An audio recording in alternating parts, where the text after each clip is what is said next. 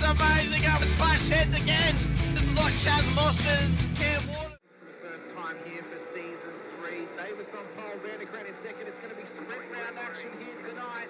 Let's go racing here at Daytona. It was a good start there from Davis in comparison to Vandergren in behind. Cowan's absolutely bogged it up and already dropped out of the top 3 here as they come down towards turn 1 for the first time. There's biffing and barging between Gallen and Cowan. These guys are still going at it after last season. They survived for this time by though. Through turn 2 and 3 they come. Nice and clean, boys. Keep it up as they come up to... I love riding. It's a real social thing. There's a great bond between riders. Every weekend I look forward to getting out there. It's a freedom like no other. Riding to work is a great way to start the day. Shannons insure all types of road bikes, not just classics. They offer features riders really want. It's why they're one of Australia's leading motorcycle insurance providers. Whatever you ride, whatever you ride, Whatever you ride, ride with Shannons. Call 134646 for a quote. Through turn 1, it was a horrible start from De Bono. He's absolutely bogged it up and gets eaten alive by Dixon and Gowans as they come on through. Through turn 1 they come, and they all spread out around in towards the first sector of the Silverstone circuit. They look all right at the moment. Okay, there's already been a car spun round. That's Jordan Ferguson offline.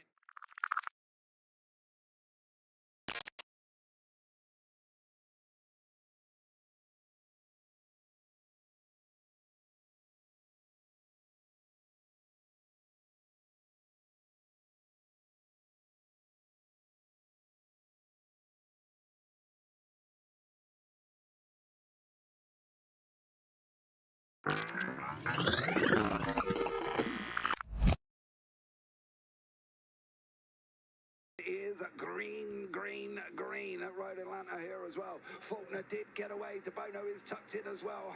Unfortunately, Houghton is on that outside line. De Bono does want to turn it to twos. He's got the job. De Bono's overtaken. Now can he get Ben Faulkner up through turns for 2 and 3? They go round the right-hander, dropping down the hill. Faulkner's out in front. De Bono second. Houghton third. Ratcliffe in fourth. No real dramas going into turn 1. We've always had a few cars. They're all special. The T-Bird. Oh, that's mine. The Combi for when we want to get away. The XR8. It's going to be a classic. They're all insured with Shannons, We've also got Shannon's home and contents cover. which helps protect our automotive collectibles, tools and memorabilia in the home and garage. If you're motoring enthusiasts like us, it's got to be. Shannon's. Shannons, insurance for motoring enthusiasts. Call 134646 for a quote.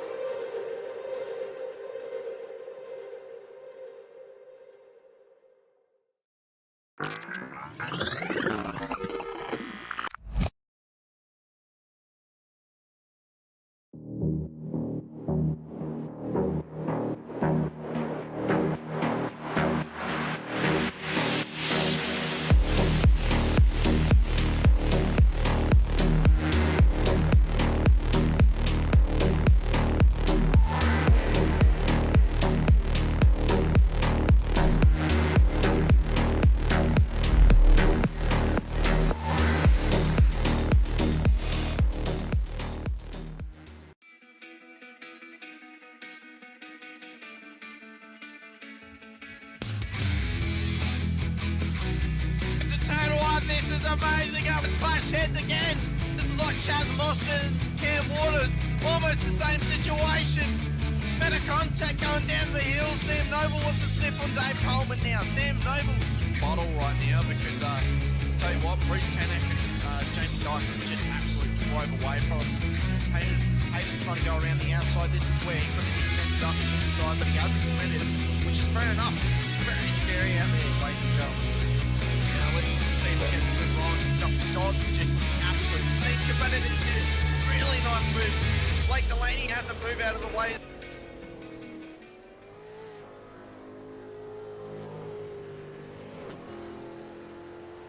Good evening, good morning, good afternoon, ladies and gentlemen, and welcome back to SRW TV, and welcome into the Warren & Brown Tools V8 Supercars Championship Round 7 of Season 4 of 2024, out at VIR for Enduro action once again this week. I'm your commentator here tonight, Hamish Munro, bringing you all the action through sight and sound by the way of SRW TV.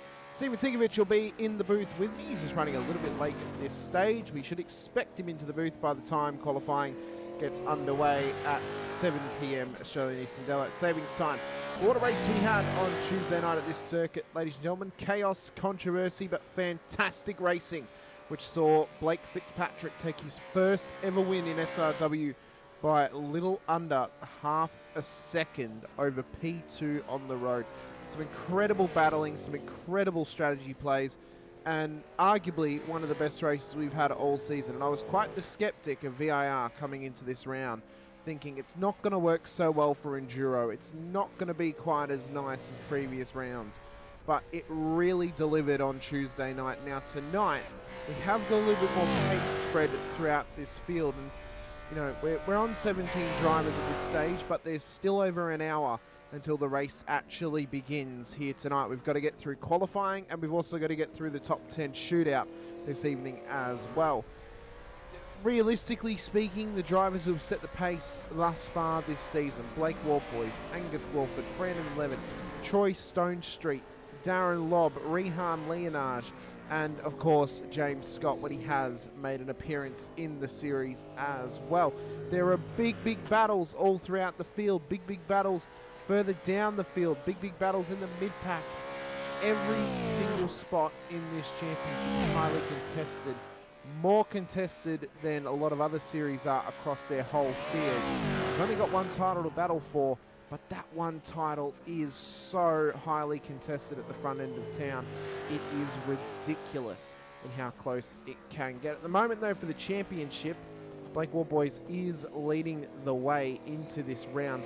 He leads his teammate Troy Stonestreet on the front of the championship standings at the moment. In fact, the current points for Mr. Warboys is 1,003 points. He's on 875, including a drop round. He is 43 points ahead of his teammate Troy Stonestreet in P2. Rehan Leonage, P3 in the championship. He's on 807 points with his drop round, because that's the only points he's actually gotten this season. He's 25 points further back from Troy Stonestreet at this stage. P4 Angus Lawford, he's on 728. And then Will Brown is making up the top 5 of the championship standings on 711 points this season thus far. There are some minors up for offer in terms of bragging rights throughout the whole field, and everyone is in with a shout to try and get themselves a quality finishing position in the championship standings this season. Practice is about to come to an end though. We'll be getting into qualifying quite shortly. We're only around about a minute away from the qualifying session getting underway here at VIR. Now, the racing action this week, yes, we've missed GR86s this past week as JP was unfortunately ill on Thursday night. Myself and Sinker planned to do it off a replay file on the Friday night, but unfortunately we weren't able to quite get there. We didn't get the replay in time, and then as well as the fact that Sinker actually needs to do some admin duties for SRW, so that's why GR86 is on Thursday has not been broadcasted as of yet. There's not really an appropriate time in my schedule that I'm able to do it before the next race this coming Thursday. So more than likely, Sandown is going to go unbroadcasted at this point, but the next round should be back to regular scheduled broadcasting with JP back in the booth with Sinker as well, barring JP being ill again this week. Now, tonight, VIR, an hour and 20 minutes of racing. It's going to be a tough slog for these drivers. We saw on Tuesday early in the race, as it often is with these sorts of races, it was quite hotly contested early on. A lot of drivers were having to fight for every little bit of wiggle room that they could. The midpoint of the race, well, it wasn't actually quite as long of a lull as what we expected because we were cut off by a safety car. That reshuffled the whole field, reshuffled the strategy play as well for a lot of drivers in the field for that race. So, you know, it all kind of marinated and came together for a beautiful dish of flavours for us. I'm hopeful that tonight it's going to be a very, very similar outcome as well.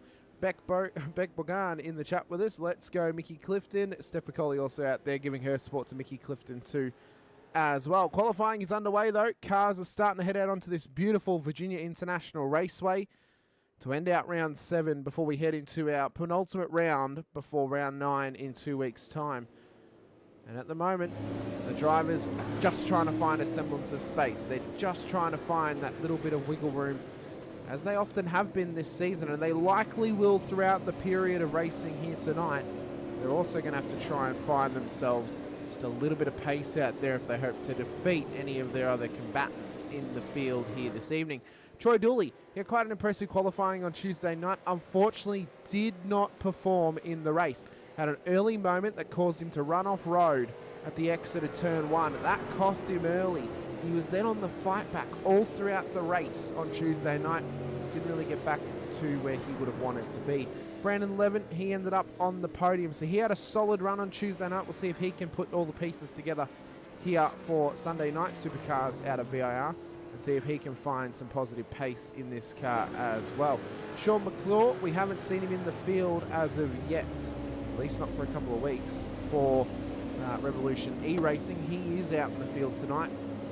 I don't see his teammate Trent Allen on track though at this stage. A couple of little admin duties here tonight. Dylan Gray has got a rear of grid for license points here this evening, so he will have to start from the rear of the field. And one thing we also saw on Tuesday night as well, Blake Urquhart.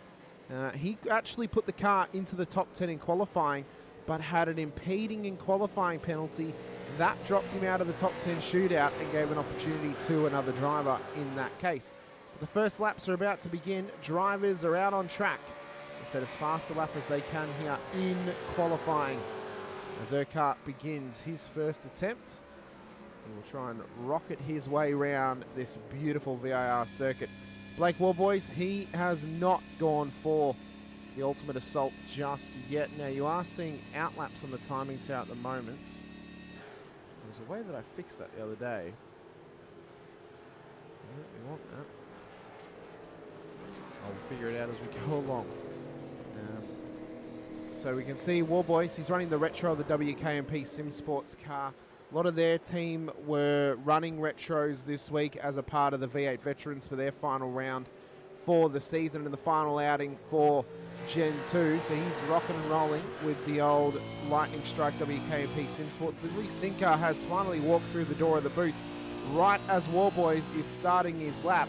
Resinker, first of all, welcome. Hope your day's been good. And you can't claim you're never late now because you're 5 minutes out here 5 minutes after you said you'd be here. Yes, well, mate, these things do happen. Just make sure your mic's set properly as well after the admin chat as well, Sinker. Yes, we are doing that right now. What a day.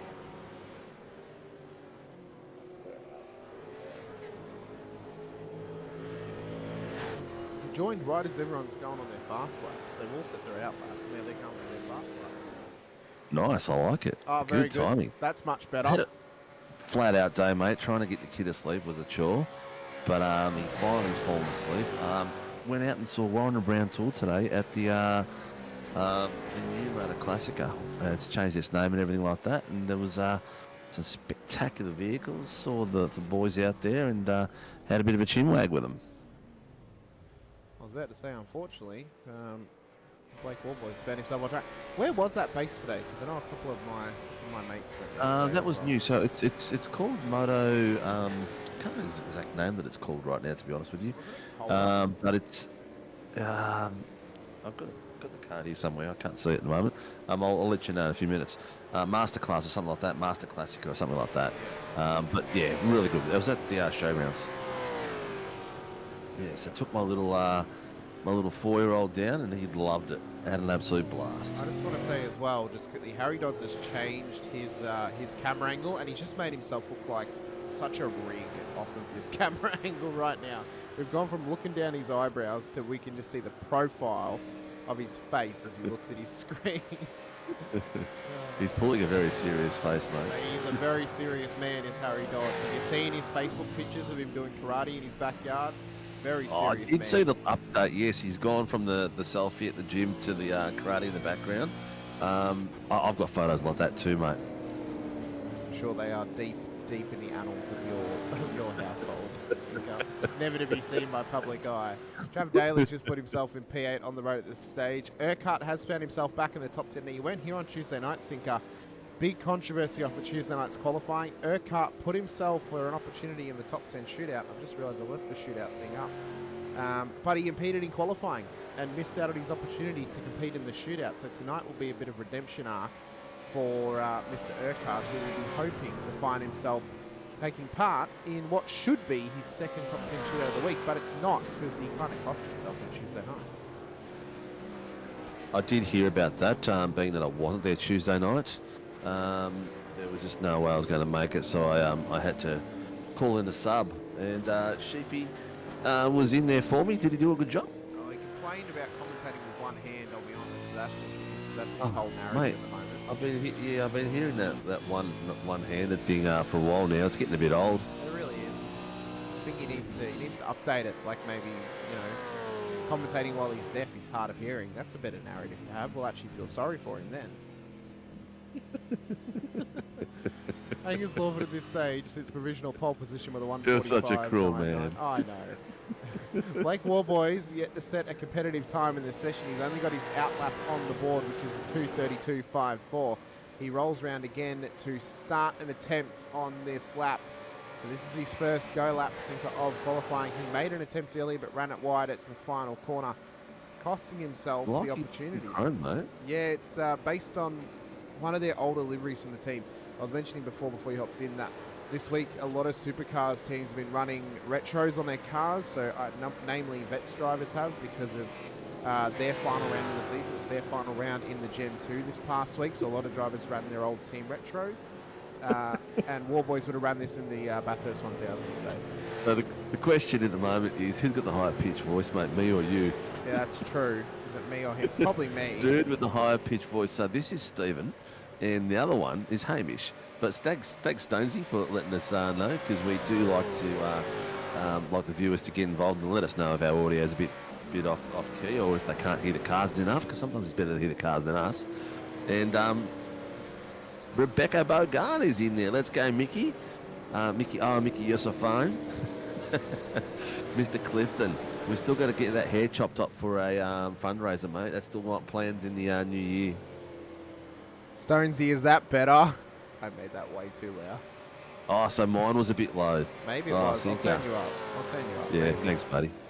Yeah, he does that, Stonesy. He tries to put me in the back, so when he does he spits, I just fade away. Just did it again then, Sinker, I'll be honest. Did you just fucking me away? Yeah, I just slowly dragged you down as low as possible. So Warboys is coming around the final quarter. He has got a purple sector to his name and two greens at the moment as well. Cross the line for Blake Warboys. Should find him inside the top 10 as long as he hasn't had an off track. It has. It's found in provisional pole 145.4. Stone Street, his teammate P2. But Warford got it at the final moment of 145.67. We're halfway through the session. Urquhart is skating across the grass. We need a Jim's Mowing sponsorship tonight. The amount of I know there was three of it. He's already said no, mate. I've asked him, and he flat out. His only response he could give me, because he was too busy to say anything else but thank you for offering it and this and that, blah, blah, blah. He just said no in capital letters. That was it. That was his whole email, man. It wasn't even a thank you or a goodbye. Yeah, as a man with a mullet, I would not be willing to cut mine off either. JP tried to peer pressure me into it during the race for mental health. I already have to get a tattoo. I'm not cutting my hair. You gotta get a tattoo? What's it gonna say, Sinker? No, it's saying no Punterino Jimmer. I've booked it in for Thursday.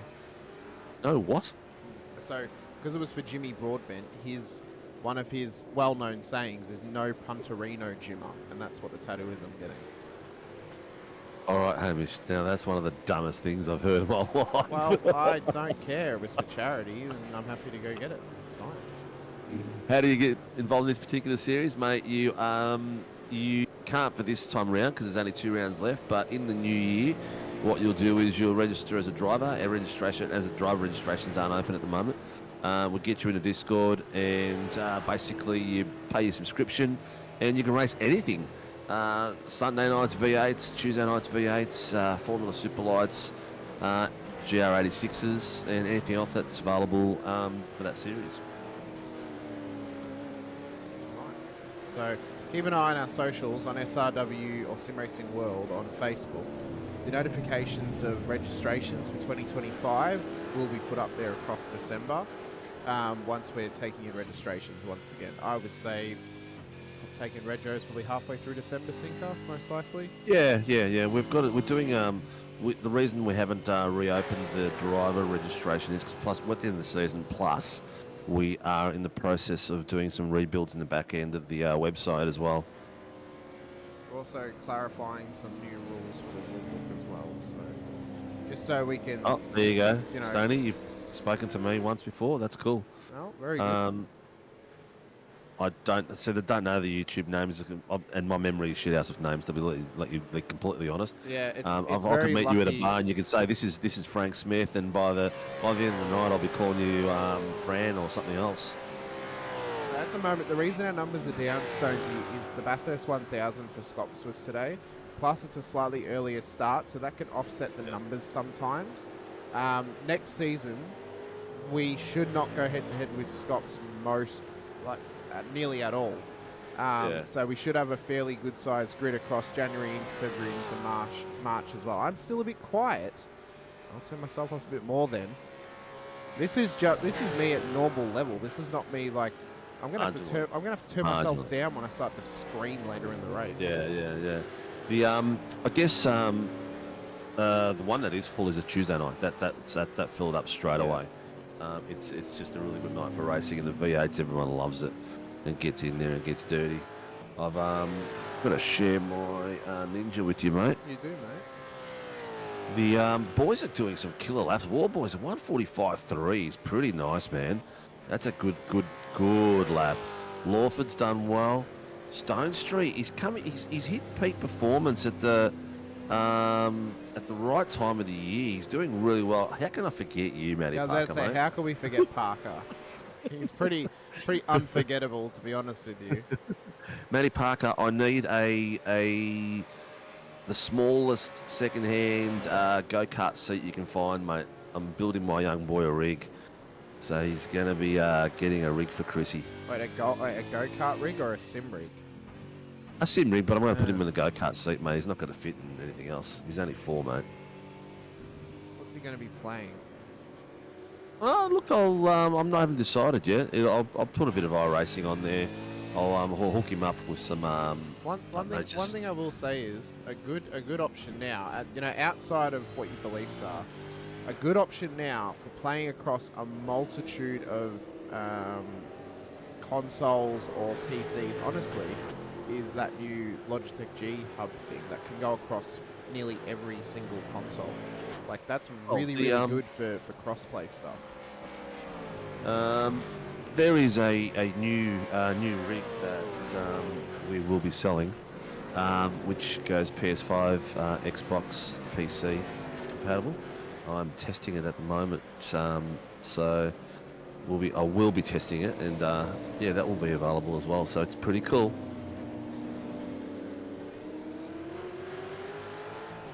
Alrighty, these boys are really starting to go fast. They really are. Will Brown has found himself inside the top 10. One thing that we didn't see happen on Tuesday, Sinker, and maybe you can clarify, I don't think it's written in the rules, but if you have a black flag here, a drive-through black flag, you can actually commit to it through the back straight pit lane. Yeah, I don't think that'll wash with RC. I think you'd get a big smack on the knuckles. You probably would. But yeah, in iRacing you can do it. Taking the advantage of the track to its fullest extent. Well, no. There's no pit limiter for the back straight pit lane either. You can just drive through it. So I hope so too, Stonesy. Apparently the engine notes were taken off of a DJR car and Heimgartner's car for each version, apparently. Oh, really? 100% sure, yep. Yep, and they have confirmed that they're going to be this, like, they'll be set up the same. So the Mustang and the Camaro, they'll be set up the same. They'll feel like the same car. The only difference probably will be the FOV out of the windscreen. That'll be it. That'll be the only difference. So it won't. If it's in the sim, it's meant to be used.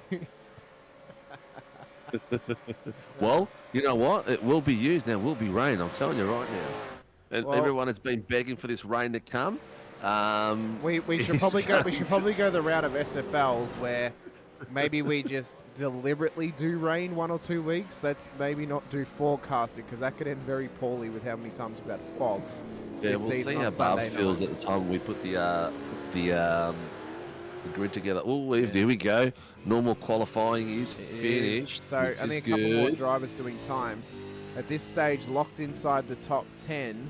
Blake Warboys, Troy Stone Street, Angus Lawford, Tim Mulford. There's only 3 cars out on track. So the top 7 are all locked in to the top 10 shootout at this stage. Michael Schroeder, does he improve and knock Urquhart out?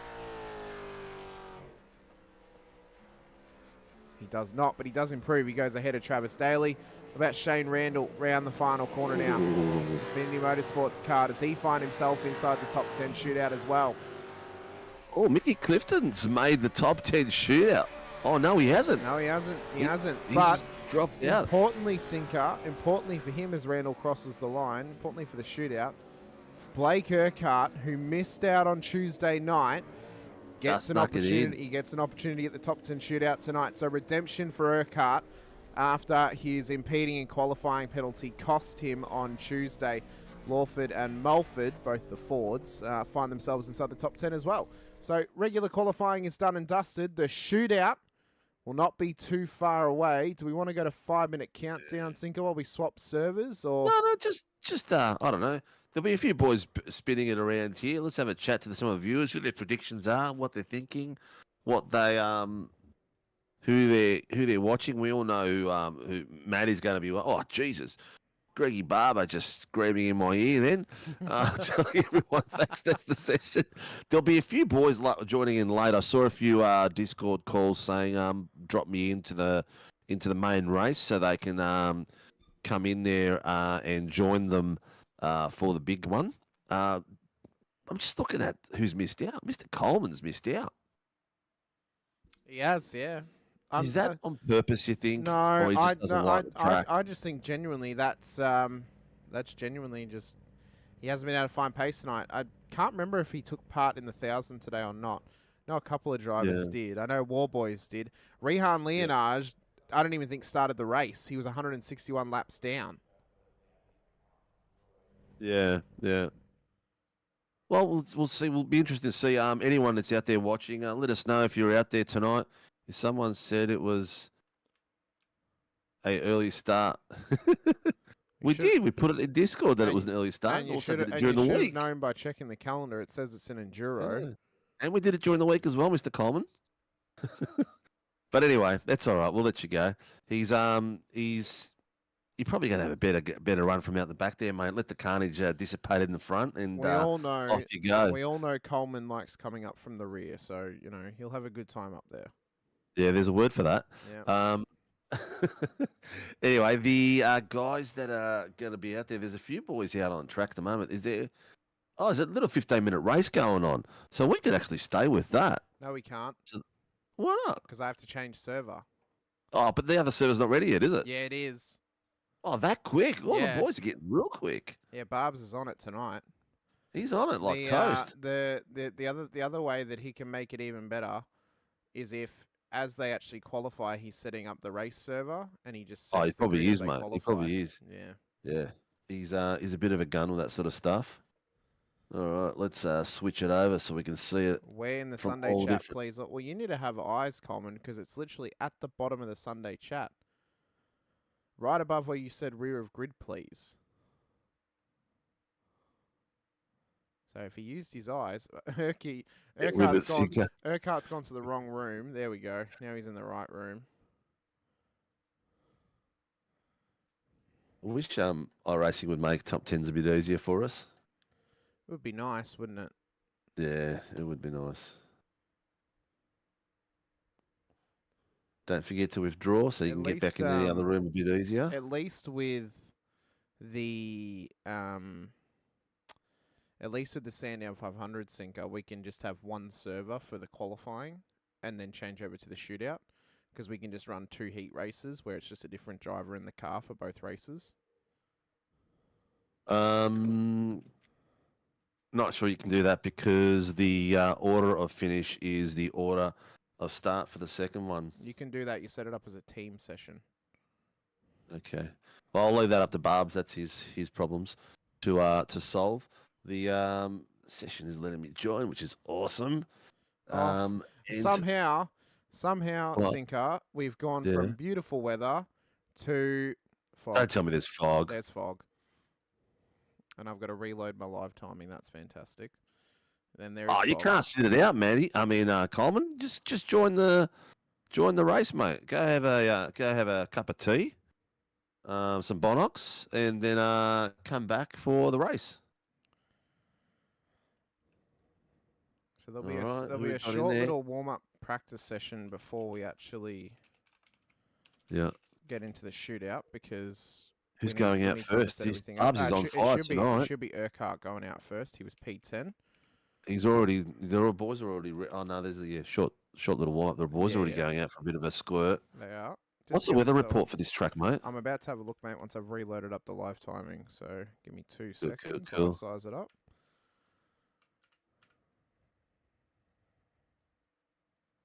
Cup of tea and scones, bit of whipped cream.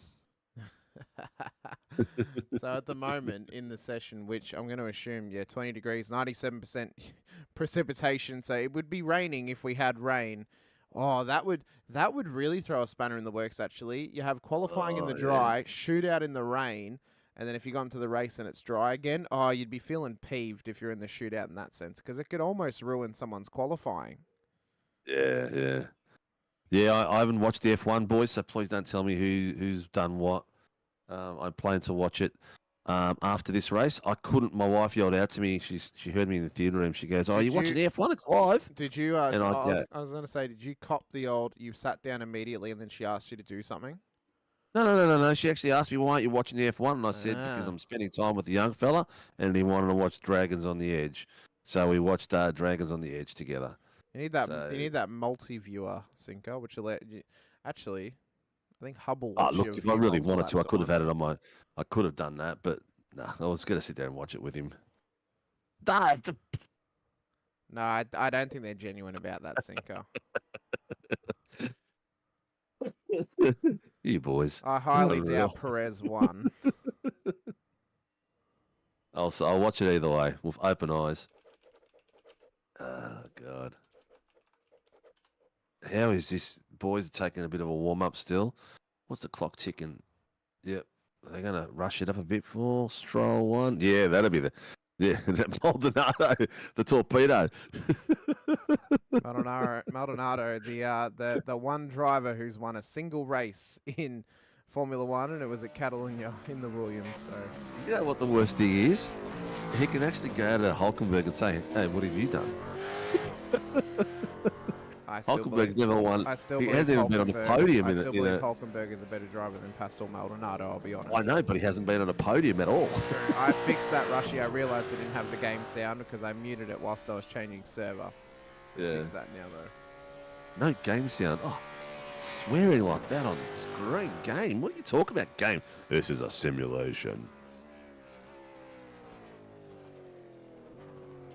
There we go. Who have you got on your screen? Oh, you got Mr. 11. Mr. 11 with the Warren and Brown Tools livery. Again, I saw the boys today. They are absolutely sensational. What a great bunch of blokes. Really loving what we're doing with them, and they've just been bought out by an Italian company, believe it or not, which is still going through all its processes. What is and Italian they for assure Warren me and that they Brown will be on tools? board for 2025. Oh, that's good. But you just never know when someone's been bought out. This is true. I wonder what Warren and Brown tools would be in Italian. It'd be Warren and Bruno. How did I know you were? How did I know you would just do a bad Italian accent for the words? Warren and Bruno. Top 10 it'd be shootout, though, is funny. about to get underway. Blake Urquhart will be the first car out on circuit here this evening for the shootout. He missed out on the opportunity on Tuesday night thanks to a impeding in qualifying penalty that put him at the rear of the field for the race. He had qualified P8 on the road in regular qualifying. So now tonight, he qualified P10, finds himself in the shootout. Sinker, I hope he doesn't put too much pressure on himself, though, after missing out on Tuesday. Hopefully he's lost all those pre-shootout jitters that he would have had on Tuesday. Jitters? Jitters, yeah. The jitters, yeah. I've just got to update my my what do you call it? Training posts. Oh, very good. You update Oh, he's that? having some issues at the moment. Blake is with his audio, but he's got going. They got him. No problems at all. He's out there. Well, he has started his outlap here for the top 10 shootout as he makes his way round at this stage. Urquhart, the first man on track for a very foggy, very cool VIR circuit. It was cool on Tuesday. Very slow. He is. Taking it very slow. He's trying to keep the tyres down. Oh, I he's reckon. having some blinking issues at the moment, Sinker. Yes, he is. I saw that. Hopefully he doesn't end up dropping out. We'd hate to see that.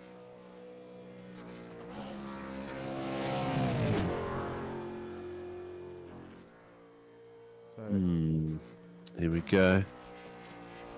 as he makes his way towards the back straight, this is going to be one hell of a task for Blake Urquhart to try and improve his lap that he got to sit himself inside the top 10 shootout here this evening. He makes his way down the back straight now. All eyes will be on Urquhart. It'll be maximum pressure for this first lap. Interestingly enough, Sinker, tonight, the majority of the field in the shootout are Holden Commodores. Tuesday night, the only drivers in the shootout, just like the Sandown shootout, to make mistakes in qualifying, were Holden Commodores. There you go. That's just disgraceful. There's a bit of a moz on them at this point. But Urky's going to come just around the gone for it. final corner. I've gone for a different angle, mate. I'm going down bottom camera. I've gone for the rear chase. Oh, fair enough. Yeah, just something a bit different for the viewers. Urquhart begins his first run here at qualifying, and that's Dodsy's screen still on there. I need to actually add your camera, but lock up into turn one. Oh, that's cost him. That's cost him. That's lap done and dusted for Blake Urquhart. Unfortunately, that is that's a gone. shame. That was a short-lived effort. Bit of nerves there. First time out. Who's the next victim? Not 100% sure, to be honest with you. Why is your second screen not on there? I copied the link.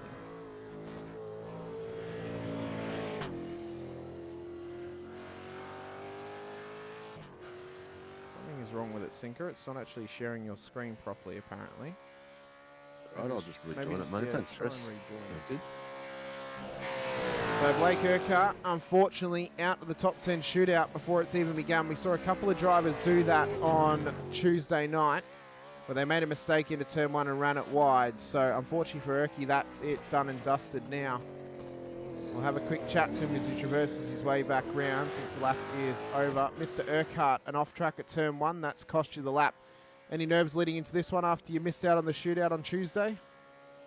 Yeah, a bit of disappointed on Tuesday night, but be good to be back in the top 10 tonight. So, yeah, forgot to set my brake bias for turn one, so be glad to be in the top 10 anyway, and hopefully move forward for the race. I suppose the positive is you don't move to the back of the grid, but you also don't drop any lower than P10 in this session. So congratulations on making the shootout. Best of luck in the race. Bad luck on the mistake, but you appear to have some good pace around here, so hopefully you can put it together for the race start. Yeah, thanks, mate. Should be good. All right, very good, mate. Best of luck. Thanks, mate. Well, Stacey Boyd's out there on his warm-up. He is indeed. With a new Nova livery. Yeah, this is their retro Yeah. of previous seasons. So Urquhart's time was a 2:17. That was his outlap time. So we will at least see outlap times because that will determine where they start if they make a mistake on the fast lap. So it is important to try and get a fast outlap. But Boyd, why is your second screen still not working? We'll fix it up. It's like, it's like it's telling us. I think it's on comedy hour today. in Discord tonight. I think it is. I think it is. So Stacey Boyd, the American, this will be the first time that he has a crack at the shootout. This actually be the first opportunity I get to talk to Stacey. I didn't get to chat to him after his first Vets win a couple of weeks ago, so we get to see how he feels after this attempt in the Nova Sim Sports retro livery that they ran a little over 2 years ago. He comes around the final corner and his attempt at the shootout begins as he crosses the line towards turn number 1. Hopefully he set his bias sinker and hopefully he set himself up well for this attempt across the lap. I don't know who Coleman's referring to, me or you there. I don't know. I reckon he's a couple of wines in. I think Coleman might be a flash short of an alky. Yeah. I don't know what's going on, but my iRacing is not letting me in now. I reckon it says I'm in, but I'm not. Very interesting. So at this point, across the sectors, Mr. Boyd has gone fastest in Sector 1, 22.118. Not that surprising, since Urquhart did not actually get to set a fast Sector 1. Sector 2, he's slightly down, 18.0. The best times we saw through 2 on Tuesday night were in the 17s for the second sector, up towards the next hairpin that leads onto the back straight. 14 seconds for Sector 3. So at the moment, Boyd, yes, he's not really, no one's challenging Urky because he didn't set a time, but Boyd is looking to set the pace early here in the shootout and put himself higher up the order than what he was coming into this top 10 shootout. He came in P9. If this time gets into quite an impressive point, he could find himself inside the top 5 sinker, and he is known to have some good one-lap pace. Yeah. It'll be interesting to see how he goes. He's not too far off now. So multiple purple sectors for Stacey Boyd as he comes down towards the start-finish line of this VIR circuit. The Nova Sim Sports Holden Commodore, the 770 is going to go straight to the top because the time is counted for him. It's a 140 watts. What was it? A 146.33. That could be good enough for pole, honestly. That is a very, very quick time. It's going to be hard to beat. We'll drag him in for a quick chat. Mr. Boyd, congratulations on making the top 10 shootout and putting in a nice clean lap. A 46.3. That could be quite a good time in the shootout. We know that drivers don't normally match their regular qualifying pace. How are you feeling after that one? Bopped it up there at the oak tree, so we'll see how that goes. Well, I mean, a 46.3, it's a very respectable time. This could find you inside of the top 5. Are you feeling comfortable in this car leading into the race? Yeah, I'm actually pretty good here at the track, so we'll see how it goes. Hopefully, fuel strategy and everything, I don't mess it up. Oh, mate. Stace, this is the first time me and you have actually spoken, and I was just thinking about every time you see an Aussie talking on TV in the US, USC subtitles. Should we be doing the same thing for the Aussies back here for you? Oh yeah, definitely. Yeah, my accent's not the greatest, so yeah. But I've been hanging out with y'all for about a year now. Your driving has been sensational tonight, mate. I appreciate it. Thank you very much. Well, Stacey, best of luck in the race. Congratulations on making the shootout. We'll see how long you last in provisional pole position. All right, thank you. Thanks, mate. Good luck, mate. Will Brown out on track now. The next car who has started his qualifying lap. His first sector, not better than Boyd's. What about sector 2?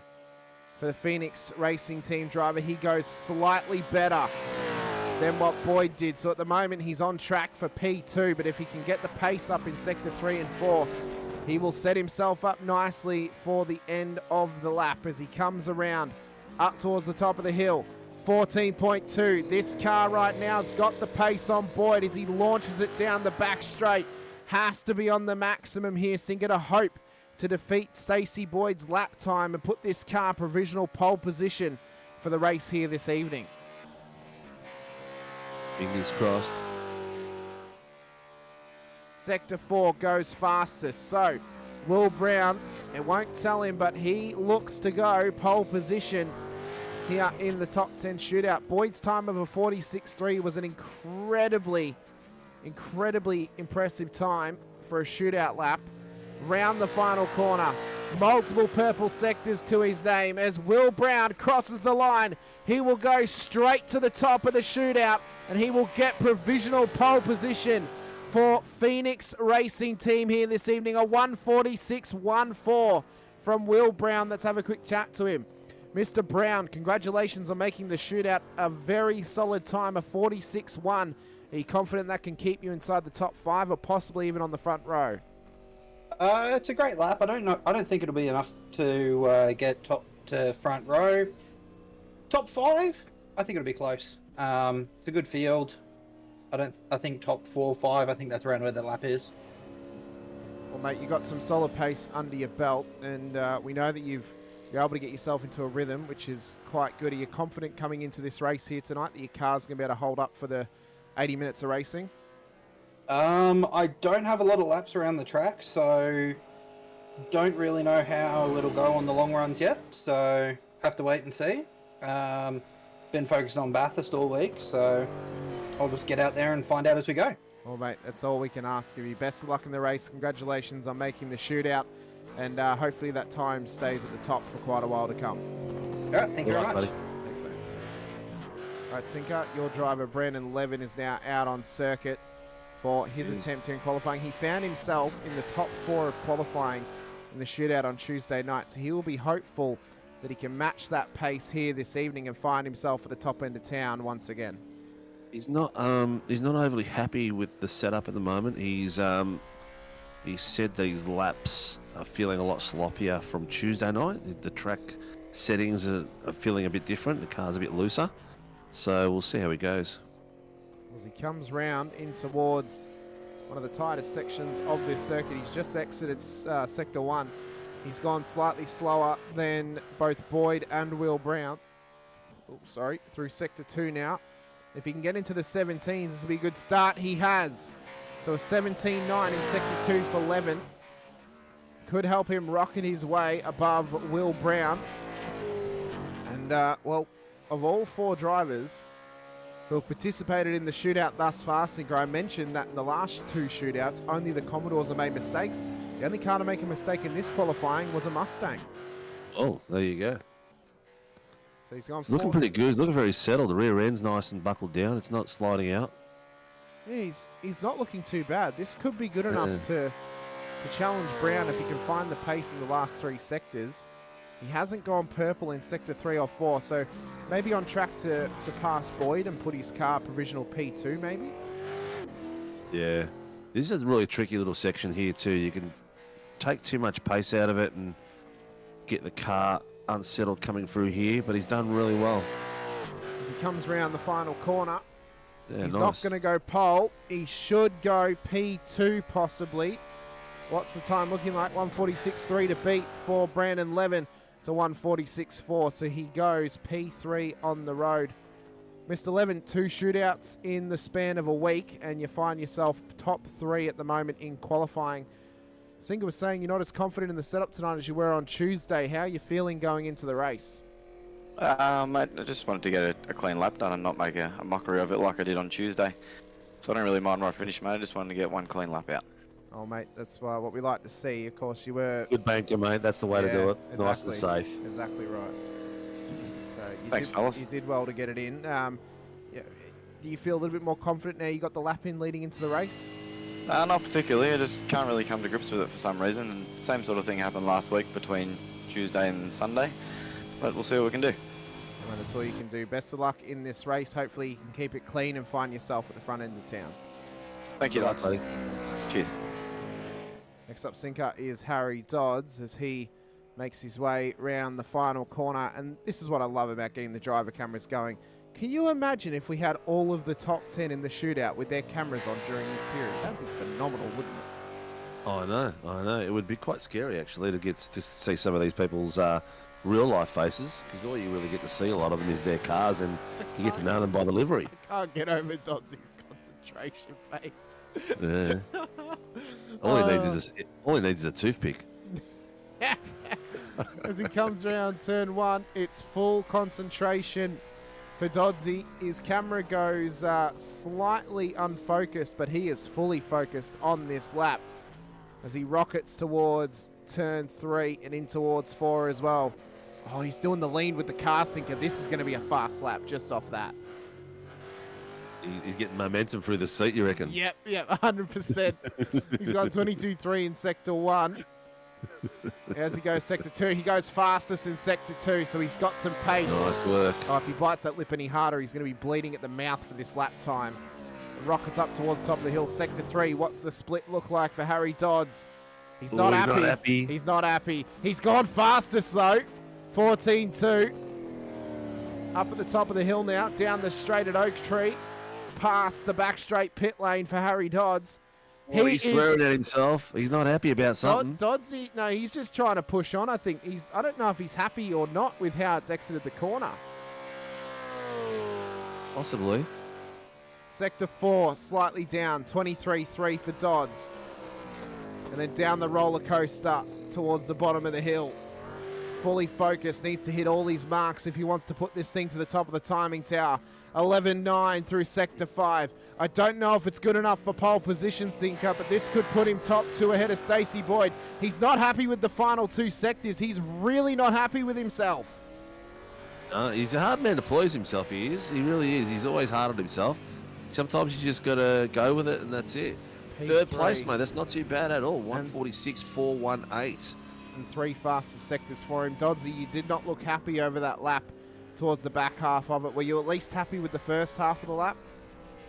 Yeah, first half of the lap was alright. It just didn't stick it together in the middle part of the sectors. So yeah, I lost a bit coming out of 10 into the oak tree, which is where I really lost my time. So yeah, still happy to get a decent lap in. It's about 10.5 off my PB, which is fine. So yeah, it is what it is. You're a very hard focused man while you drive. We were probably looking at that more so than your lap actually, but you definitely get a bit of stink face going while you go, and hopefully that can translate into good performance in the race. Someone said you needed a bowler hat. I said you needed a toothpick. Someone said you look like a serial killer. Oh, okay. No, whoever's a serial killer is definitely not. That was Matty Parker. Who else is going to come out with something like that? Yeah, Matty Parker, if you're hearing this, get ready to get rammed up in the race, mate. So yeah, see you later. All right, Doddsy, best of luck in the race, mate. Congratulations on making the top 10 shootout. You are guaranteed to start at least 8th position on the road tonight, so not so bad in the end, but still plenty of time for drivers to make mistakes. Yeah, well, let's hope it's a bit further up and gain a few more spots. So yeah, no, thanks guys. Thanks, mate. All right, mate. Good stuff, mate. Call him Buzz. Like you. All right, so we've got Mr. Brad Doble out there. I do like his livery, man. I do like it, yeah. Yeah, it's different. It's different, you know. But it's very, very striking. You know, the brush silver, bit of bright colours with the red, the black accents. It's a good looking machine. But does it take more than having a good looking car to put yourself on provisional pole position? That's what he's going to have to work on. The aim now is a 46.13 at least to get past Will Brown. Doble enters split 1, or sector 1 I should say. Comes round turn 2. I wonder what the sector time is going to look like for him here, Sinker, as he puts this lap attempt in on board with him into turn 3. He's gone 22.1 in sector 1. Needs to find some pace in the next couple of sectors if he hopes to challenge that pole position. You see my cam? Let's have a look, if I can. No, it's not loaded in yet. I was going to say, everyone's having problems with the oak tree. Maybe they're all trying to stop and put a yellow ribbon around it. Maybe. Quite possibly. As Doble comes up towards the top of the hill, he's not lighting up the timing sheets just yet. He's the first driver to not go purple ever since Blake Urquhart in that section of the circuit. So this is not looking like Doble's really going to challenge pole, but can he challenge Boyd, Dodds or Levin, who are ahead of him at the moment? At minimum, he needs a 46.44 to get ahead of Levin in P4 on the road. There's a lot of fours. He's gone green again in Sector 4. Yeah, it's not showing colours, it's just showing times at the moment. Yeah. So it's playing havoc with us STK tonight. So viewers out there, you just got to remember the times beforehand. It's a shame it doesn't even say plus or minus. I know, right? You know what? With all the updates iRacing have been doing, I think it's time for STK to do something spectacular. I think so. I definitely think so. It's been the same old for a while. Across the line for Brad Doble, he went purple in Sector 5. Puts in P3 ahead of Harry Dodds. 146.38 for Mr. Doble. Let's have a quick chat to him. Brad Doble, you didn't light up the timing tower throughout the first 4 sectors, but got a fastest sector in Sector 5 for the whole shootout. Are you feeling good for the race? Yeah. Yep. Haven't done that much practice around here this week. I've only just jumped on there today, but I'm feeling it. Nice work, nice work. Well, mate, to get a pace out like that, coming out raw, is pretty good. And we know that you're a Mr. Consistent. You'll get out in that race tonight, and you'll stay out of trouble and pick your moments. So you could be up for a good one, mate. Yeah, well, hope so. Some quick guys Don't here. sound too excited, mate. Keep the adrenaline levels down, and it always works. As you're saying, it's a long race, mate. So it's not over in that is. first five laps. It's a long race. So. Well, mate, at minimum, you'll start P7 on the road. So best of luck in the race. Anything can happen, and anything can happen in the rest of the shootout. Someone may make a mistake and boost you up a little bit in the timing tower. So congratulations on making the shootout. Best of luck in the race. Yeah, sweet. Thanks, fellas. Thanks, mate. Cheers, mate. Tim Mulford is the next driver and the second Phoenix driver, or Phoenix Racing Team driver, in the field to attempt a lap here in the shootout. His teammate Will Brown is currently provisional pole position with a 146.14, but running it wide at turn 2. That's going to cost Mulford. That could be an off track, and that could be lap done and dusted, Sinker, already. Yeah, it could quite be it, mate. He's still going, though. He's still going. So Mulford, who's gone green in Sector 1 and 2. It's not looking like it's going to challenge pole. Maybe the pressure got to him a little bit through turn 2, and that could have cost him the lap. The pressure is there. It's one of those things. If you're not doing a top 10 with us, if you haven't done one before, it can be a bit raw. I think Mulford's done 1 or 2 with us. Not a hell of a lot though, and it's trying to squeeze it all in one track, in one go. And on this track is a tricky one. It's a very, very tough task. I mean, this track is. I've said a lot of times, it's deceivingly technical. You know, you look at it on a flat map and it looks technical, but then you don't understand the undulation changes. You know, a track map doesn't really display that all too well. This thing goes up and down hills like it's nobody's business. I mean, that can also challenge you as a driver through a lot of these corners. And again, throws up a heap of challenges for these corners as well, with downhills and changing on and off apex and dropouts and stuff like that. It's a real tough task. 100%. I'd struggle out there. This is not one of my tracks which I can do a hell of a lot on. Not that I can do a hell of a lot on any tracks before anyone jumps on me. But it's not an easy track. Definitely not. It's not. We'll have a quick chat to Mr. Mulford, who goes P6. Tim Mulford, an off track at turn 2, cost you across that lap. Just couldn't quite get the pace out of it. But how are you feeling going into the race regardless? Mate, I heard your call about all these Holdens bombing their shootout laps. I wanted to make sure I didn't get the off track, so I'll take that as a win. You were the first one of those that we could argue made a mistake. I mean, Urquhart broke the trend by doing it in the Mustang, but I mean, are you feeling good nonetheless? I mean, a 47.6 probably won't see anyone drop below that without making a mistake on track, but you think you got good race pace for tonight's 80-minute go-around of this circuit? Yeah, I'm not fussed, mate. I'm in the 10. Those first couple of corners are important, but yeah, I'll be right after a few laps. Well, that's good to hear. Best of luck in the race. Hopefully you can keep it clean and keep your car at the front of the field since Cheers, Mr. boys. Leonage is not here just yet. So best of luck. Cheers, boys. Thank you. Thanks, mate. Good luck tonight. Moral of the story is don't listen to the broadcast. Yeah, don't listen to the broadcast while you're doing a shootout lap. Why would you do that?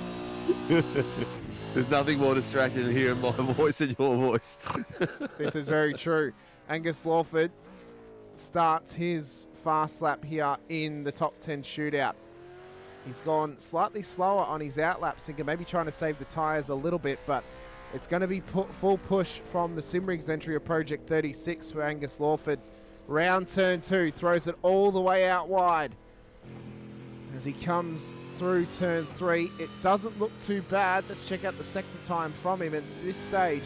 It's a 22.2. Does he go fastest in sector 2, or is he slightly down on some of the other times through this part of the circuit? Oh, well, you know what? He's really come to form near the back end of the city, back end of the series. Really has been driving some really epic laps. He has. He's gone fastest in sector 2, 17.8 for Angus Lawford. He does not go fastest in sector 3, but he's not far off the pace of that sector, probably only down by 0.05 of a second. As he comes down the back straight, again, it's full push, full commitment, setting yourself up, setting your car up for the braking zone into the roller coaster at the other end of the ride. And as he rockets past the camera, we can see he's full push. He's trying to find all the grip, lining his car up very, very early for the turn-in. Does not go fastest in sector 4. He may just be taking a little bit easier tonight just to solidify a qualifying lap for himself. Doing well. Doing real well. 11.7 for Lawford through sector 5. So he's fastest through there. Up towards the start-finish line. Does the Mustang go pole, or will Will Brown survive at this stage? As Lawford comes through, he does the first 145 in qualifying, a 45.9 from Lawford. 45s. He's cracked the 45s. What a drive. He has. Let's drag Tell him you for a what, quick chat. I told you he's getting better at the pointy end. He is. Angus Lawford, the first 45 in qualifying. You guarantee yourself a top 3 start in this race. Are you confident going into it now that you got that lap done and dusted and you matched what you did on Tuesday? Yeah, feeling pretty confident. A little worn out from the stops about first 1,000, but we'll see how we go for the rest of the race and try and pick up as many points as we can. Yeah, it'll be good to see what times Warboys and Stone Street bring out in these next couple of laps. Well, the good news for you is both of them took part in the 1,000 as well, so they're not at any necessary advantage over you at this point. Hopefully you can continue to put these sorts of laps together, and hopefully you can do it across the 80 minutes of racing and have a cleaner run than you did on Tuesday night. So best of luck. Congratulations on another shootout for you, and congratulations on getting yourself locked into the top 3 in qualifying. Thanks, mate. Thank you. Well done, mate. Congratulations. Dude, 36 watching, loving the numbers. Please like and subscribe. We've got some things we'll probably give away tonight too, so stay tuned for that. Stone Street and Warboys, can they lock out the front row of the grid? Well, they've locked out the top 2 in the championship at this stage, so Stone Street gets on for his next lap. Pato in the chat looks like a Smoky Mountain grid. Well, this is the top 10 shootout, and the commentary is a lot better than Smoky Mountain, so it's not like that, Pato, at all. Stone Street, though, as he comes in towards Sector 1. Oh, what was that? Oh, he's coming into Sector 1, good. Yeah. I was going to say, he looked like he had a fair bit off there. Yeah, I think he was lucky. I think it was one of the points of the track where IRacing doesn't count it as an off. Jeez, he's cutting it close. He is. Cutting it very close. A couple of those points were very tight. He comes up towards the top of the hill. He hasn't gone fastest in Sector 2. This could still be good enough, though, for... He's in the cockpit in the other cam. Yep, that's good. Let's see if it now works for us. Fingers crossed. It is indeed. Good to see. So he's not fastest at this stage, but he is rocketeering his way up towards the top end of town. So can he continue to perform? As he comes up towards the end of the back straight. He has not gone fastest in any sectors in the 044 WKMP Sim Sports machine. He's gone fastest in Sector 5, Sinker, so he's done well. Nope. As he comes around the final corner. This could be good enough for top 2 if he can put it together. How does he go across the line? Troy Stone Street. Is it a 45 or is it a 46? It's a 46, 1-4 dead. 3 thousandths of a second faster than Will Brown. Finds this him could locked be in. very interesting, mate. This could be very interesting. It could be. We'll chat to him now. Troy Stone Street. 3 1,000ths of a second faster than Will Brown. Oh, Mate. yeah, I was counting them down. I can see it. What a lap from you, though. I mean, that was an incredible effort to get that done. You've locked yourself into the top 3 here in qualifying. If Warboy somehow makes a mistake, you'll be top 2. But how are you feeling coming into this race, especially after today? Yeah, not too bad. I didn't do a heap of laps today. Spent a lot of time in the pits, so it wasn't the hardest 1,000 I've ever done. But yeah, it felt pretty good. So we'll see how we go. I reckon Warboys will beat these times with a full tank on a race tune with this. But yeah, I thought I knew that we didn't have to do a super quick lap, and I couldn't get the frigging thing to turn the first few corners, so I just tried to rescue it towards the end. Well, a fastest sector in Sector 5 has found yourself up into P2. Hopefully you can have a strong run in this race. We're going to cut over to check out your teammate's lap time now as he attempts to take pole from Lawford. But best of luck in the race. Congratulations on getting into the shootout and getting inside the top 3 here in the top 10 shootout this evening. Yeah, unreal. Thanks, guys. Good on you. Thank you. Good luck, mate. Mr. Warboys Right. is the next one. See how slow he is on this outlap. He is really looking after these tyres coming through in his own. He's just starting to pick up pace now. So the push from Blake Warboys up towards turn 1, the current championship leader. He leads his teammate by 43 points coming into this round. And as he comes in through turn 1, it looks neat and tidy and it looks very, very smooth. Stone Street mentioned it's the full fuel race setup. So this setup's not made for qualifying. If he can pull a lap time out of this sinker, this is going to be one hell of an impressive attempt from Warboys. Who looks to get the number 1 on his car for season 1 of 2025 when we go racing in Gen 3. Number 1? Oh, I would the only assume, time I got number 1 on my take it. cars because I registered first. I would assume he'd take number 1. Oh, well, you know, if Verstappen thought about it, in the end he took it. Look, some people don't like it. It's a bit of a moz. Yeah, very true. So he hasn't gone fastest in the first 2 sectors, but he's right on pace. And if he's getting these sorts of laps out of a full fuel race setup, I would be worried in this race if I'm Angus Lawford. Because this is some ridiculous pace that Warboys is showing. He's got the pink gloves on. He's adjusted the glasses. He's trying to focus himself for the fast run down the roller coaster sinker. Just important now that he solidifies the end of the lap and just tries to get a good time in at this point. Doing well. Car's looking very settled, mate. Very settled. It doesn't look like it's like a quality. Sometimes the quality ones are a little bit firmer, but that's looking really good. So no purples. See the way he took that curb just then. Oh, you're on the inside. He got 2 wheels in the air then. That was really nice. As he comes up towards the line, it's not going to be good enough for pole position for Blake Warboys, it seems, outside of a purple for the final sector. It is good enough. Oh, wait, what? Oh, what? It's got pole. Words, Hamish It gave me Munro. it gave me no purples. It gave me no, it was all greens. 4/10 faster. That was amazing. 45.49. It gave me no purple sectors across that lap. I assumed it wasn't going to be we've pole. always said it doesn't always have to be purple. It's going to be the top part of the percentage of the good ones. True. And whoa, This is true. very well done. Let's have a very chat to well him. done. Mr. Warboys, it did not show us purple sectors, so we did not expect that lap to come out of your car. But a 45.49 finds you top of the timing sheets by 0.5 of a second on what Troy Stone Street said is your race setup with full fuel. Is it? apparently. No, I thought I put my qualifying set Oh, in. okay, well, if it's the qualifying set, then I wouldn't feel as bad if I was racing against you during the race. But... Yeah, it's definitely my quali set. Okay, Yeah. well, that's good then. Well, maybe Stone Street had his race set up on. Yeah, maybe he did. How did it feel out there, man? The car's looking really good. You got a little bit of air under some of the wheels through some of the corners. Yeah, it feels pretty good. Our baseline setups was pretty matched to the track, so only a few minor tweaks and off you go. Yeah, just a few How you tweaks. feeling and it was after the pretty big good. day in the car? Oh, yeah, pretty good.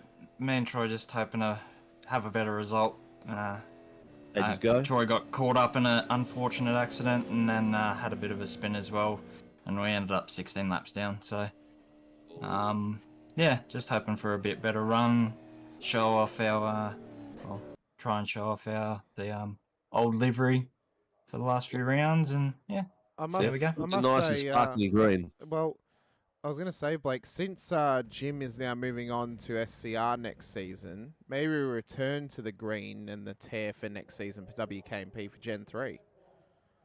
Yeah, it's something we've already started working on a few things. Yeah, not sure. We're trying to incorporate the Croc Promotion kart sticker kit a little bit. They're grey orange, but yeah, WKMP's always been sort of like a green paint.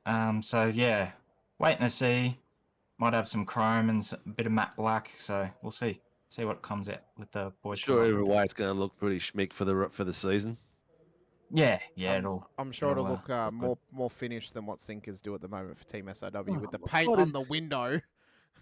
I think everyone's having a crack tonight. You got we Matty are. Parker. I got Coleman, now Hamish. Yeah. What about you all boys? You know, adds a bit more flavour to the car, doesn't it? Yeah, you tell him. Well, mate, it's good to see you up and running, and after a big race weekend, I'd say the room's going to fill up because a few people will be joining us late. So good luck tonight, mate. Great lap. When you watch it back, you'll see the car looks settled as, and congratulations on a top spot of the polls, mate, for the top 10 shootout. Yeah, thanks, guys. Thank you. Well, just to quickly All right, Hamish, confirm the what boys will our what our starting grid for the top 10 was, or how they ended up after the top 10 shootout. Blake Warboys has taken pole position with a 1:45.48, 4.8 or 0.48 seconds back. Angus Lawford in P2 of Project 36, Troy Stonestreet in P3. Will Brown, Stacey Boyd made up the top 5 in qualifying, so Boyd should have been more confident. He kept himself in the top 5, as did Will Brown. Brad Doble, Harry Dodds, Brandon Levin, and Tim Mulford for the top 9, and then Blake Urquhart. Unfortunately, the only one to make a proper mistake on his lap that would cause the lap to be deleted across that top 10 shootout. But we're going to head into our race server now. Depending on how long it's going to take, will depend on how long we have an ad break for. It can take upwards of 10 to 15 minutes. So what's wrong with you, mate? Don't you want to have a chin wag with the people? we will have a chinwag with the people, but we'll run the 5 leave minute. the ad break. Leave the ad break in the background, yeah. Yeah, we'll run Because the people wanna ads. talk to us. This I'm is sure true. that Matty Parker and Coleman want to give me more slagging off. I'll turn the ad break down, and we'll Yeah. have a chat to people whilst the ads are playing at the moment. Because we've got a few things that are on the ball which we could talk about coming up. We've got the sand down. Just quickly, which I like Stacey's comment. 4 a.m. hard to be excited, Hamish. Yeah, I know it's tough, mate. It's I don't know how you do it. I know a couple of the boys here in Oz that like to race the British leagues and get up like 4 a.m s. I mean, Daniel Fritz was one that always did it. He would always get up for the TCRs in the UK and go for a spin in that. Who else? There was a couple of others that used to do that crazy sort of stuff, but not one for me, mate. I think my wife would probably kick me out of the house for starters. Well, Sinker, I think we haven't done it in a little while. Since we have got a couple of minutes and the drivers will likely be in the chat, how about we find a trivia not a question to giveaway. give away a free season next season? How about we do that? Well, yeah, let's do it. All right. Ask a question, mate. Yeah, I'll find one. And I'll find one that I Yeah. actually know the answer to, so we don't have a mistake happen again. Yeah. Yeah. Get the race going faster so he can have his cereal. He might be having tacos for brekkie. Who knows? The giveaway. What you want to give? We'll give a season 1 of 2025. Yeah, we'll give away a season since the drivers can actually hop into the So chat. basically, how our seasons work, if you're first to a show and who won tonight's GP? Don't say it. Don't say it. The question in your mind, Av, if you're a new viewer to us, you'll be able to go onto the site, our website, www.simracingworld.com.au, and register as a driver. That facility has been turned off at the moment because registrations aren't open for 2025. But when they do, then you get a subscription for season 1, and that pretty much gives you the ability to drive anything. Or if you're new and you want to get a full year subscription, you can do that as well. And that's $30, and it just takes all year. You can race whenever you want, when you want, and just have fun. But we'll give away the season 1 where you'll be able to experience the Gen 3 in the V8s. I have found a trivia question. Ooh, it is here a we go. Supercars trivia question. And you know what? I'm going to let you decide which one we actually ask, Sinko. Should we ask the question of who has most event starts in Supercars / ATCC history, or who has the 5th most starts in ATCC and V8 Supercars history? For the first one, mate. Okay, so the question we're asking is, and we'll write it in the chat, which driver... Oh, is it full caps? It is. Which Talk to you, Mike, mate. Which what? Which driver has the most event, not race starts, event starts in ATCC and / or V8 Supercars history? There's the most. We want event starts as well. So driver name and event starts. So we'll give an example. Hamish Brandon Munro, says Ingle. 100. Winner bottom by Stacey Boyd. Will Munro by Pato. Craig Lowndes by... We want driver name and how many event starts they had. So you need Oh, both. Ginger, you're asking for much. Well, we're giving away a Lowndesy? free season. We've got 10 minutes before the session opens. All right, that's just dumped everyone when you just extended it. Yep. Murray Walker. Well, I hadn't finished writing the question, to be fair. All I'd done was ask it. I hadn't finished writing it. That is a voice that you just, that is, what a legend of a man. I know, right? Yeah, So, yeah, Murray Walker. so we want driver name dash how many starts they had. Event starts, not race starts, event starts. That is the determining factor. We have also got Cowie in the I reckon the driver's already been spoken. He's already been typed in there. Here we go. Lowndesy 233, Ingle 226. I'm not giving it away until we see the correct number and driver combination. Unless it takes them all the way until we actually have the server open, then I will just accept driver name. Winner bottom a lot. Lot. No. Lovely. Lovely, lovely. Oh, to speed things along, Sinker, I will admit to everyone out there, it is a driver who has been mentioned already. Yes, So I to reckon speed he's things been along. mentioned 4 times. Don't go that specific. Jeez. John Howe. You might as well say Bob Hawke. It's true. This is very, very true. Bowie. No. Now that's a legend. And I've met Bowie now several times, and he is an absolute gun of a human being. If you ever get on there and join his... We're getting very close. People are getting very close. Get out there and join his Facebook page and support him. He's an absolute legend. Well, I don't know if you realise this as well, Sinker. Russell Ingle recently purchased a sim rig. Really? Yep. There you go. Yep. Yep. So we're not too far away. Harold Holt. He's still swimming ball reports, mate.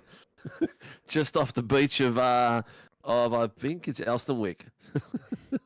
We're not too far away from the server opening. Once the server opens, we will only It will then change it so you can just give us the no.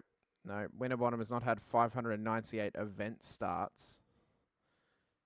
Come on, Sean. He's had over 600 race starts. There we go. 674 by Lowndes. No.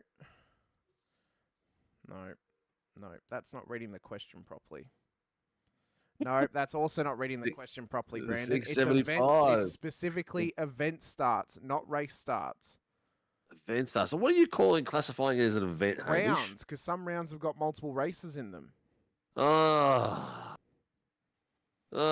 So There's races and features. Yeah, there's two separate stats. There's race starts and there's also event starts.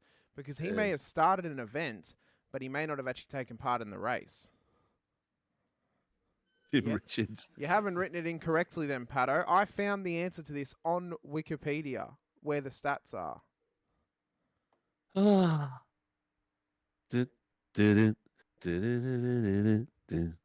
We're loading into the server, so now we will just accept driver name. Oh, no, Rian got it exact. Lowndes at 300. That is correct. Rounds at 300. That was for a season registration for 2025. Yep. Ram 53. Send me a message at admin at simracingworld.com.au and we'll get you sorted. Or message on the Facebook as well. Or on Facebook as well, yep. Or Messenger. I answer to them all. You know what I did? You know what I did to find that stat, Sinker? I just looked up V8 Supercars stats, and the Wikipedia link came up. Yeah. Well, here's an easy one. Me being a WOG boy, if anyone wants to win a 12-month subscription. This is not a Wikipedia search either, mind you. A 12-month subscription of Sim Racing World for 2025, not for 2024, for 2025. What nationality am I? I know this. What country was I born in? Well, that's like a real cherry pick answer there, Sinker, because they're either going to get everyone knows I'm a WOG. Yeah, I know, but you might have been. You know what my name is? You may have been born overseas. You may not have. You may have been born overseas. You may not have. No, I just said I was born overseas. Yeah, India. Can I answer the question and get it right, just to ruin everyone's day? How ancient is Sinker? Mate, I was around when Stonehenge was put up. Mr. Barber reckons Uganda. Jaras Fuentes says Serbia. No, that's incorrect, mate. Atlantis, yes, I am the Submariner. Come from a long line of failed. Brandon Levine, correct. Croatia. Actually, that seems like a bit of a look who won the pony scenario there, Sinker, because that's your driver who's got it right. Actually, we're gonna give that. Brandon gets a free entry anyway because he's an SRW driver, so that'll go to Peter Pav. He's the first one to pick it. I'm Croatian, so yes. Doddsy found out why he couldn't pull it together in the shootout. He didn't have his SRW gloves on. That's the problem. Doddsy. Rookie mistake from Doddsy on that one there. Yes. So Peter Pav, you have got a 12-month subscription from Vatican City. Been there, beautiful city, very small. The fact that it's classified as a country is ridiculous. Yeah, well, some places are very tiny and they're classified. Well, Monte Carlo, Monaco as well. I don't know if Brandon's very happy that you've just given away his 12-month subscription without consulting him. Well, he gets it for free anyway. He's a driver for SRW. Very true. He played for fun. Yes, he did. And he won. So we are in pre-race practice at this stage. We should run the full 15 minutes and then we will be getting going for the race tonight as well. Yeah. This is going to be a fun one. I'm looking at the numbers. A few more people have popped in by the look of it. Yes, they have. A few people have made the session. I just read Stephen's comment wrong in my head. I read it as Narry Warren and Brown Tools gloves, not Need Warren and Brown Tools.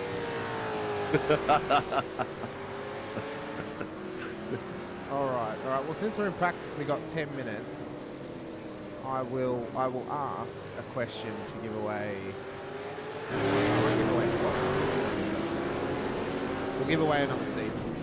But since we're asking about not only places of birth, but I am a dual citizen by birth.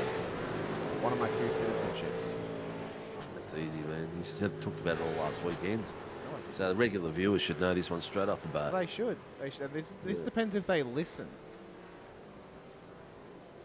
This is turning into a We're really just pub quizzing the whole crowd. trivia, on just you and me. trivia night at SAW. I am not mad at it, Sinker. I want to run a pub quiz in December.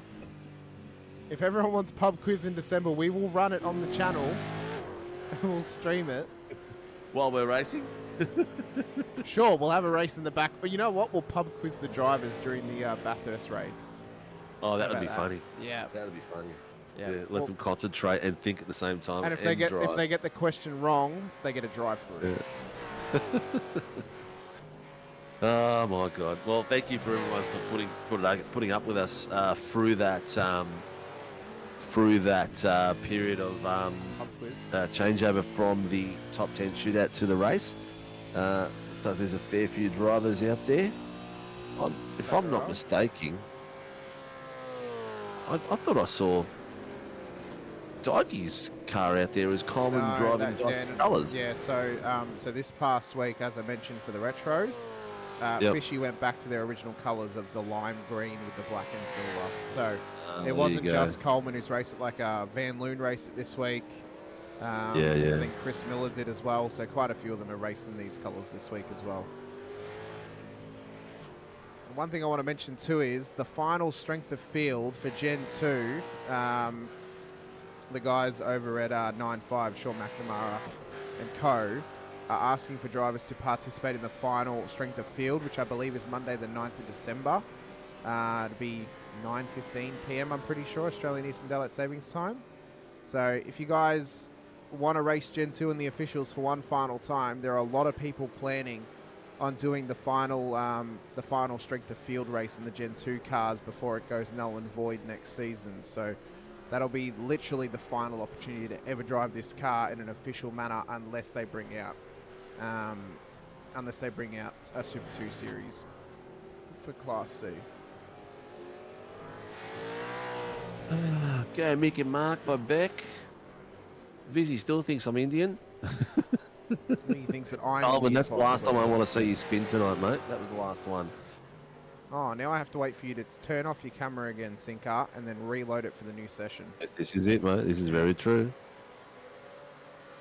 The boys are out there having a practice. What a time from War Boys. That was ridiculous in qualifying. 5 tenths nearly. Yeah. He's an absolute weapon, isn't he?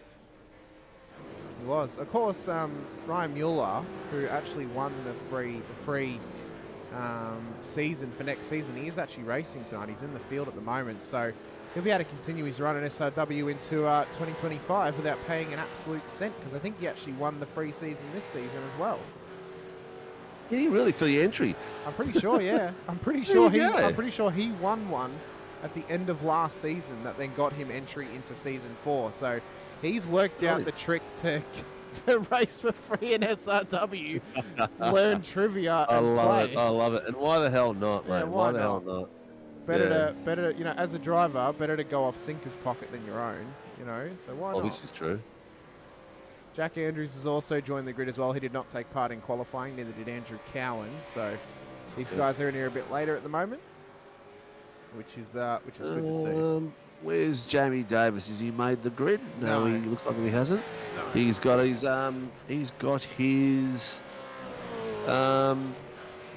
what's it called? What's it called, mate? Party for a baby? Oh, a christening. No, baby the other shower. one. Baby shower, that's it. Baby shower. My brain just would not work. Congratulations. Ultimate Chop, bring on Gen 3 next season. Yep, It's going to that's, be a fun season, mate. That's Chris Tomlin, of course. Mr. Chop, who's raced in the GR86s this season. I love the fact that people have a party to confirm that they've done something with their partner, Sinker. Very adult of them, isn't it? Hey, Laura, where you been? Yeah. We produced the baby, so we're having a shower. Oh, we did it too, mate. Everyone does it. does Any it. excuse, any excuse to have a drink and people over. Well, the person who's pregnant It's a can't. good excuse. But, I mean, you know, non-alcoholic champagne or beer, they taste pretty similar nowadays, so why not? Yeah. Cam is hooked up, mate. Very good. That's loaded up. You know what's funny? I checked it not 5 seconds ago, Sinker, and it wasn't there. And now it is. That's good to see. What's the predictions out there, people? Oh, Brandon, you are watching TV and having dinner together. Well, that's very nice of you, Laura. I hope everything is going well with the baby. And how many more weeks are we due in the third trimester, second trimester? What are we talking here? Twins, triplets? So my prediction for tonight's Sinker is I think War Boys will win. Is that a soft Say again, prediction? I think War Boys will win. Feels like a soft prediction, but it's one that I believe in. Outside of him making a mistake or breaking the car, I don't know if anyone can match him for pace at this moment in time. Is he gonna speed into the pits again? Yeah, maybe. That cost him a win last week. A big one too. A That's a podium, good point. isn't it? Oh no, he got the podium still. Yeah, he still got on the podium. He still made a dramatic race all the way back to the pointy end. But yeah, just made it harder for himself. Yep, new colours as well on the DK Motorsports cars. So they're not running the Tom's livery this time by. I know they are running it for the 500. Also a reminder to any drivers out there watching who are part of the 500, we will put another reminder out this week. Please, if you can, send your TGA files if you're in the Discord, into the Sandown 500 window banners channel. I will be starting to do the window banners this week on the cars, but it's also so we can take promo pics, so we can do up some special graphics for the Sandown 500. So if you can, and you're participating in the 500, send them in. We can't do the promo pics if we don't get every single car. I will be posting everyone's banners in there so they can get them done for themselves. But if you want it made easier for yourself, just send your livery in there, or send it to me in a DM. If you don't want everyone else to have access to it, just send it to me in a DM and I'll DM it back to you once I've done it. So please, please, please do that, because we want to be able to see the Warren and Brown banners on the cars. I mean, the banners, Cinco, I've done them up. Not to toot my own horn, they look pretty schmick. They've got the actual drivers' names. I believe they would, mate. Well, they've got the actual drivers' names on the front banner, so they're looking pretty cool. Yeah, that would be awesome. That'd be great for the broadcast, for the noobs and for the new. Exactly. Yeah. I was going to interrupt you there, Laura. Yeah, I know that you're not having the baby with Jamie, but Jamie's not going to know trimester and all that sort of stuff. I'm going to ask a female. Yeah, no, Maddie, they're not going to go down the car. I've done them correctly, thank you. I didn't make the last banners, but it's fine. We did the last ones quite quickly, just trying to get them done. Next season, because we'll have all of December, it will be put back on the drivers to put their banners on their cars. Once you've done it for season 1, specifically for Sunday, you'll never have to do it again, because it's the same banner throughout the whole year. We're not going to change the banner on Sundays, so... Safety car's coming out. Looking pretty schmick too on my camera. How good's that? Are we gonna move to the BMW M2 next year, Sinker, for the safety car? Because that should have rain tyres. It'll look like a road car as well. Yeah. Oh, I kind of like the Merc. It's a special looking thing. I don't know. Never really thought about it, mate. Haven't thought that far ahead. But that's just like a 5-second job. So you need to start thinking far in between ahead, Sinker. No, about that livery. I've got more important things to think about the seasons coming up. This is true. That all stuff's all in progress, but it's who's this Coleman on the back pit? Stop.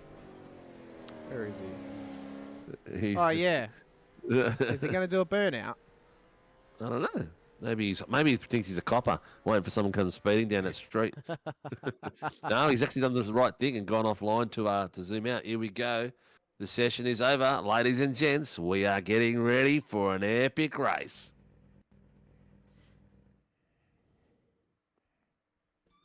So our starting grid for tonight's race will be as follows. After qualifying and the top 10 shootout, this is how they line up on the grid. Blake Warboy starts pole position ahead of Angus Lawford in P2.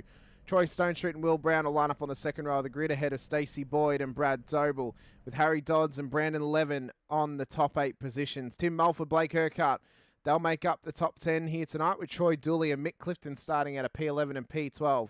But further back, we have Michael Schroeder, Travis Daly, Jack Andrews and Mark Houghton for the top 16, Ryan Mueller, David Coleman, Shane Randall, Dylan Gray for the top 20 cars, and Andrew Cowan makes up the back end of the field. Gray had a rear of grid for license points, and Cowie chose not to take part in qualifying, so he has found himself at the back end of the grid. But, Sinko, we get to go racing once again at VIR for the second time this week, before we go to penultimate round next week for round 8, and then the final round for round 9. A big end to the season is coming. Next week is the final race that we have on a Sunday night for 2024. The week after, we go racing on the Saturday afternoon after qualifying in the top 10 shootout for the Sandown 500. Yeah, that's going to be a lot of fun. Looking forward to that weekend. It's going to be a lot of work by me and you, but a lot of fun too. Cowie made it. Good to see. I've got my camera on the Accelerate boys, Clifton and Schroeder. Very good. Yep.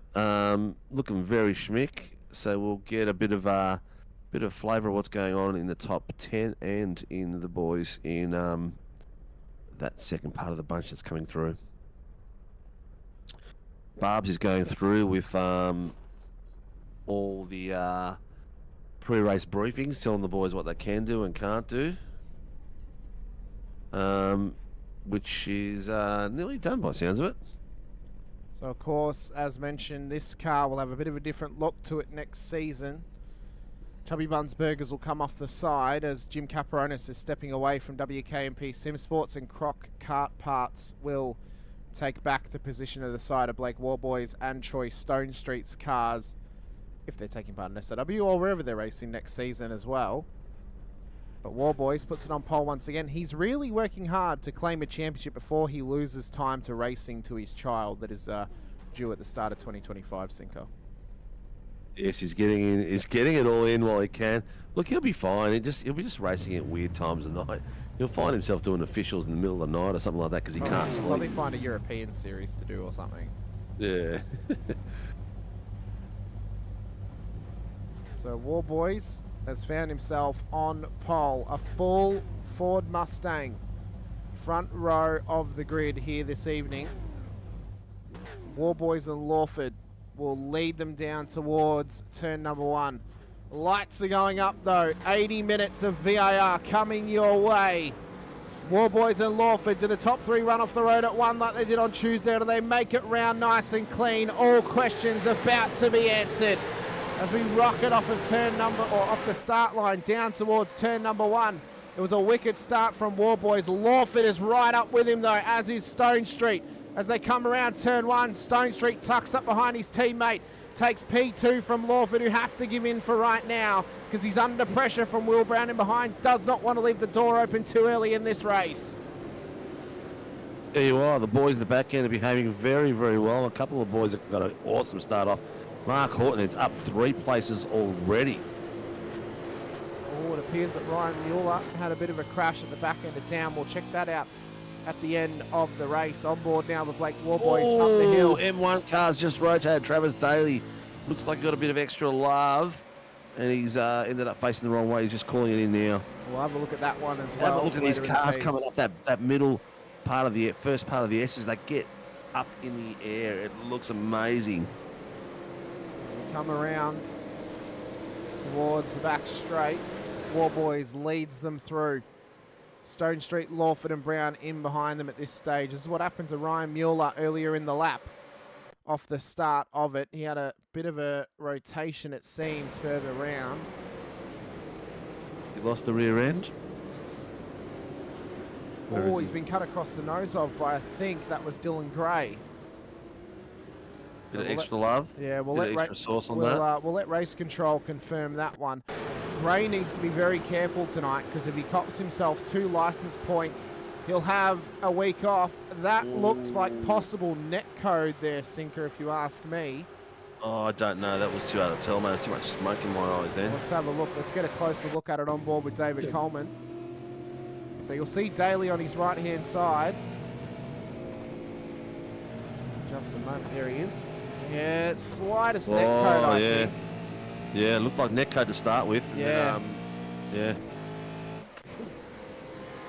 Which has been happening a lot everywhere. Yes, Matty Parker, netcode does exist. Before he says anything.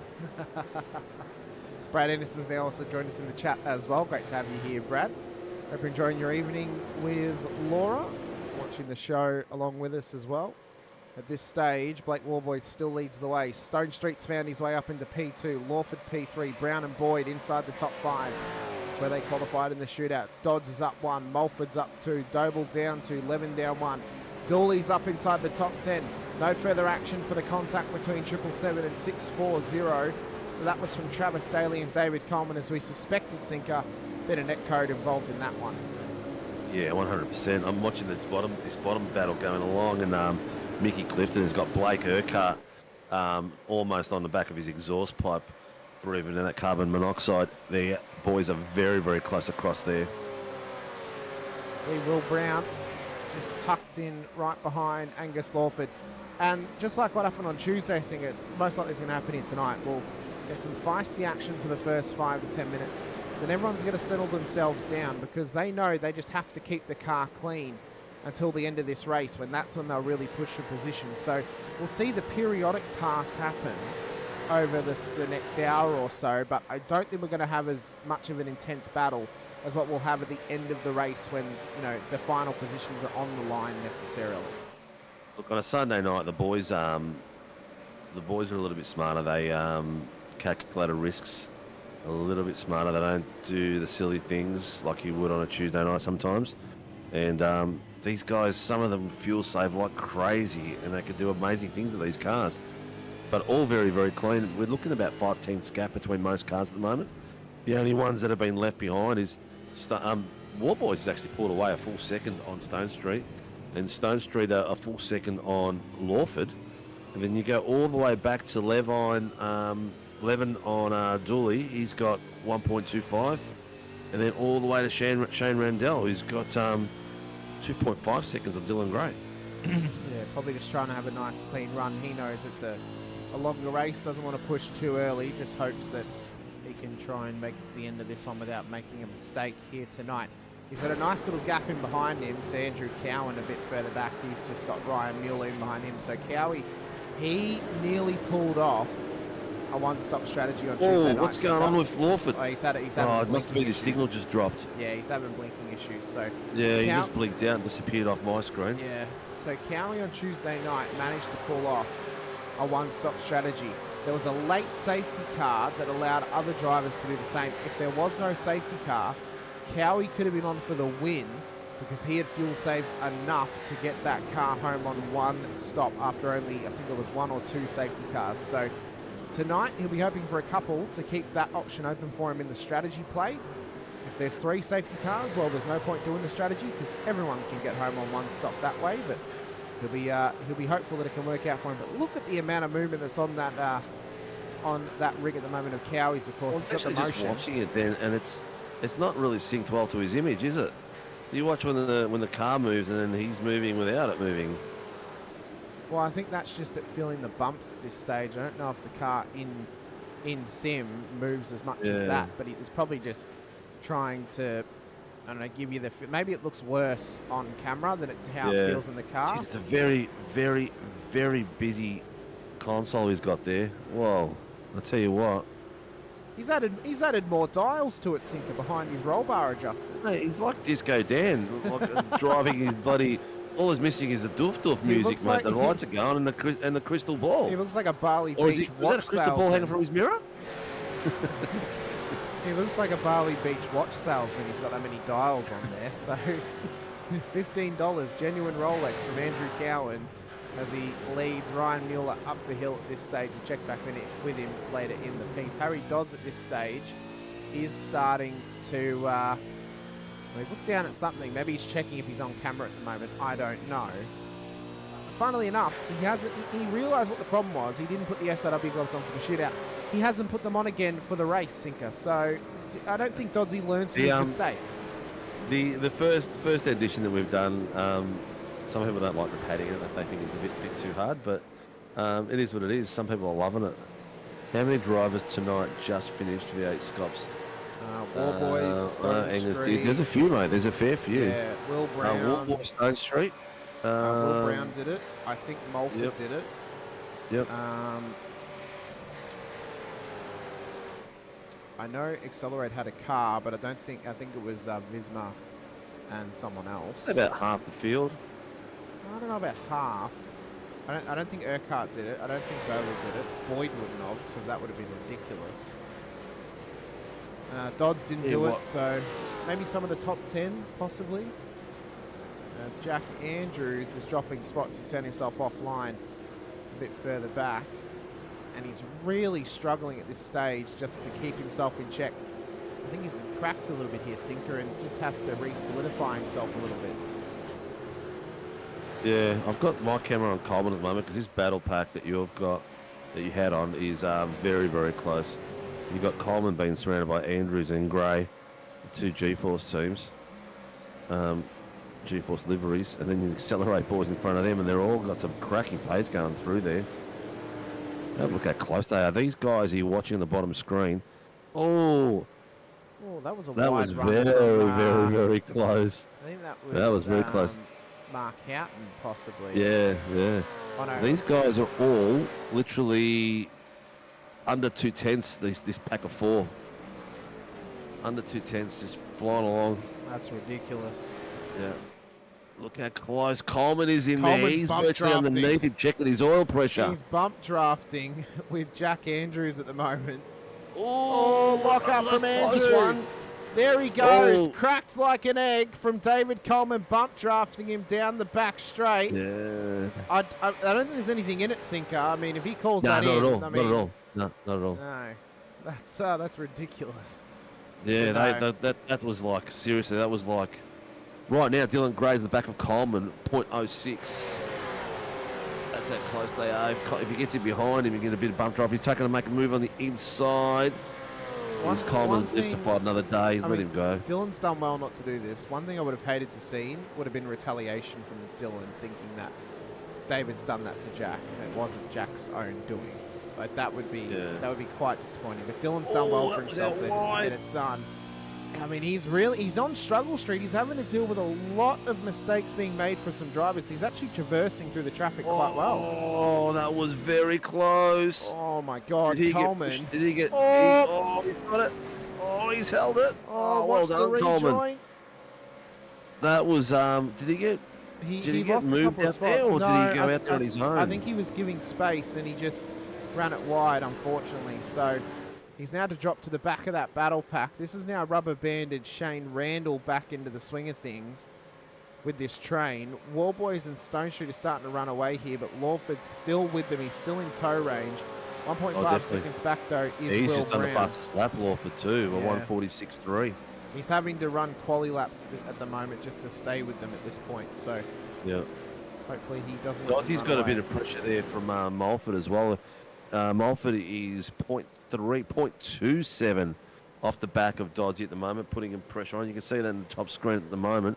They're having a great little fight, but this bottom screen scramble is really, really hot. It is indeed. So Dodds and Mulford, their battle looks to continue on. Stacey Boyd in limbo at the moment, trying to break down a 1.4 second gap, trying to keep a 9/10 gap back to Brad Doble, who's under pressure from Brandon Levin into turn one. Levin looks to tuck it up the inside of Brad Doble, gets the job done at this stage. Doble just trying to keep the car clean for the later part of this race. Doesn't want to fight it too hard at this point in time. Only 10 minutes in, you don't want to be crashing your car just yet. And maybe that's something that needs to be reminded some of those drivers at the back of the field fighting for the scraps that, hey, if you make a mistake now, it could be your night done and dusted if we go without a safety But car. look at these two wide, Coleman and Randall. Doing some great driving, a lot of respect there, giving a lot of space. Look at Coleman giving how much space he gave Randall there. That was unbelievable. And he's got the momentum coming around the corner. Will he be able to make it stick? He's got him in front. He's got the nose in front. He's got it done. That was a great bit of driving by those two boys. Yeah, Randall with the wherewithal just to lift off at that point, let Coleman through, fight for another day. Not And look at fight it. this. Look at the air. The Oh my air. God. Coleman got 2 wheels in the air then. Coleman's That was car unbelievable. just- It looks like he just barely held it. That thing looks loose as Can Sinko. you go to a replay on that and watch him land and watch the Yeah. way the front end just nearly took off from underneath him then? We can He do did that an for sure. exceptional job to control that. Get the replay set up and we can get it for you. That was some great driving by Coleman. That car looked like it was going to take off from underneath him then. So this is where he started the move on Randall down into turn 3. Great Tucked it up respect, the both inside. drivers. Look at, Oh, look at yeah. the space. Look at the space Coleman left him there. That's how you should be racing all the time. That's the space you have to leave. That was great driving. And then the smarts from Randall as well, just to know, hey, I better just lift out of this, tuck in behind and fight for another day. What's the lift great of this wherewithal. car here? Oh! It almost Did looked you like see how much air he got under it? it? It looked like a bottomed He's out as he came onto Yeah, the he's lower part of almost the done road. a Mark Webber in the Mercedes. So that battle will now continue on further up the road. Michael Schroeder, Troy Dooley, these guys battling. You can see in the mirror of Dooley is where Houghton is on the outside line as they come through up towards turn 3. I think Houghton's just tucked it past him at this stage. I know Dooley has, sorry, do apologise. So Dooley's managed to get it ahead of Mark. He's had to give in at that point. He's got Jack Andrews in behind him. Saw him make a mistake earlier in the race. He was put under pressure from Coleman and then ran off the road. Not much that Coleman could do in that sense. It was Andrews' mistake at that point. Show that to the 8-6 drivers. I agree with Barbs. Yeah, That's what we should show. 302. Mickey Clifton has just called it in that Jack Andrews completely disappeared in front of him. Okay. Yeah. Yeah, we need to have a highlights package of our best battles on track where drivers are showing a lot of racing room, and then offer that to anyone who does not do that on track in SIW. Say, this is how we want you to drive, please. Part of your punishment is you have to watch this hour's worth of video. Yep, and then we're going to test you on it. What should we have done dear here me. better? We'll do it like the Yeah. learner's test. We have to fill it in on a computer Yeah. with roads. I'm gonna take the screen up to Stacey Boyd. The boys there are doing an incredible job, fighting it out like crazy. So there's a Nova boy and yes, Matty, your team and my team fighting against each other. And Brad Doble. Have a look at these boys going through this as well. Very, very close battle. Looking like a solid one. That's Project 36. Mr. Griffiths is in the chat with us. Great to have you here. Your Evening, teammate evening. Angus Lawford is doing quite well for Douglas, himself. evening to you as well. He's down a spot at the moment, but he was showing good pace, but now he's just dropped out by about another half a second further back on Joey Troy Gray's the Street. biggest mover tonight, up 9 places. We did Putting start a at the back. great, solid effort. He did start at the Yep. back, to be fair to him. Yeah. We mentioned the new livery on this car. I really like it. It looks quite nice. A bit different. Not G-force? just, yeah, not just copying the Tom's livery. Ooh. Bit shaky in the rear end there. Well, it's a smart looking car. I don't know if the setup looks as settled as what he would hope. Yeah, it's a bit loose. Or maybe he likes it that way. Quite possible.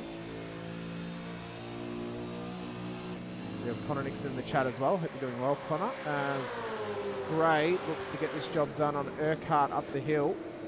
So Gray's on the comeback tonight. move. He started at the back end of the field. Big Oh, lock up from forward, Urquhart forward, though. forward. Oh my I God. don't know how they kept it off each other then. That was very, very close. There was slight nose to rear as Urquhart locked it up and came across the nose of Gray. Good wherewithal though from Dylan Gray just to pull it up, not push too hard and let Urky have his mistake and then tuck it past him. That was a good job. That was lucky. That was very, very lucky. So this battle pack of what have we got on the Stacey Boyd, Levin and Doble have now caught Mulford as well. So they're on the back of Mulford and he's on the back of Harry Dodds. So that's a bit of a cork in the bottle from the top 5. I think Urquhart's cooked his tyres a little bit here, Sinko. He's struggling to keep this PER machine ahead of this battle pack. Now, there's a lot of great close racing happening between this field. I have a feeling, Sinker, we may have it. The limits may get pushed too far soon. It's giving me vibes that someone's going to stuff it up real bad and there's going to be a real big crash happening at some point. Especially when the battle packs are this done, but this is a great little battle pack, man. The pace is crazy. Oh, yeah. Sure. It's a shame that they've dropped off from Troy Dooley and from Dylan Gray because it would have been right through all the way, but they've got a great bit of fighting going on. Jack Andrews, Clifton just swapped places. Oh, that's because Jack Andrews had an off track and Mick Clifton is on the grass. So Mickey's not having a good night. He's down 6 places.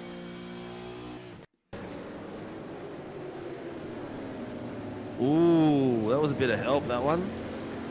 Oh, he's gone out on his own as well. Taking too much pace in that corner and helped... who was that he helped across? Jack Andrews, yeah. Looks like 11's going to have a bit of a look here. Is he going to make the attempt? He's going in under the corner. They're side by side. Same as, is that Brown and... Brown and Dodds. Yeah.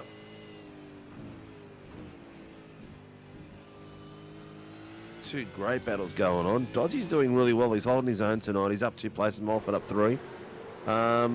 Blake Warboy's up the front. He's on a steady pace.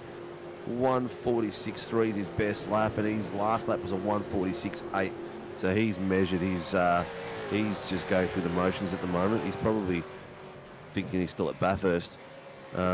Just doing more laps. For Jack Andrews, if he caught damage off that moment, is he can get home on another 2 pit stops in this race. So Andrews, who comes out at, oh, actually no, he's only 10 laps in. He will still need 3 more stops to get this car fixed up. What was Tuesday night's first pit? Well, I think we had an early safety car, and that kind of dictated it. So normally we would find stops between 15 and 25 minutes at normal race pace.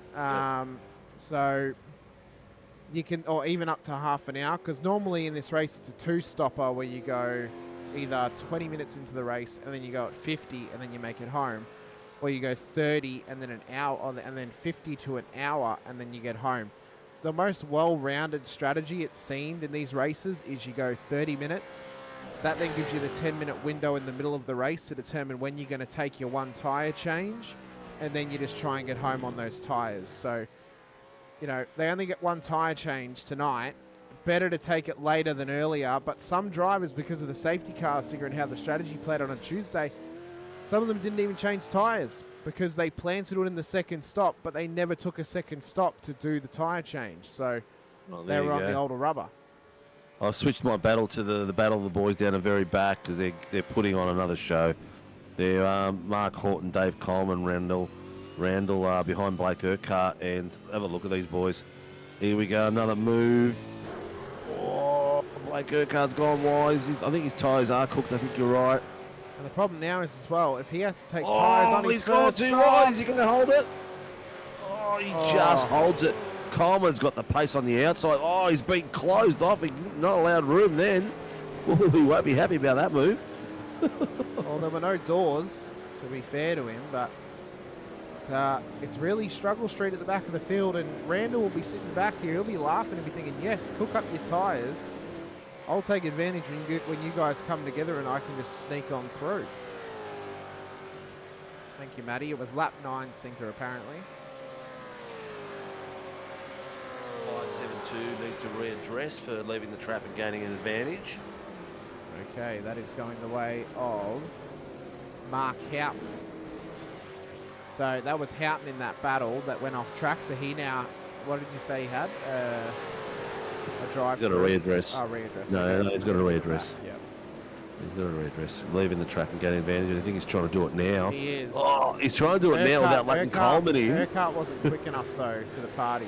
Yeah. There we go. Now he lets him in. Yeah, he's trying to do it without letting Coleman in, but Coleman's a smart fish. He's got him there.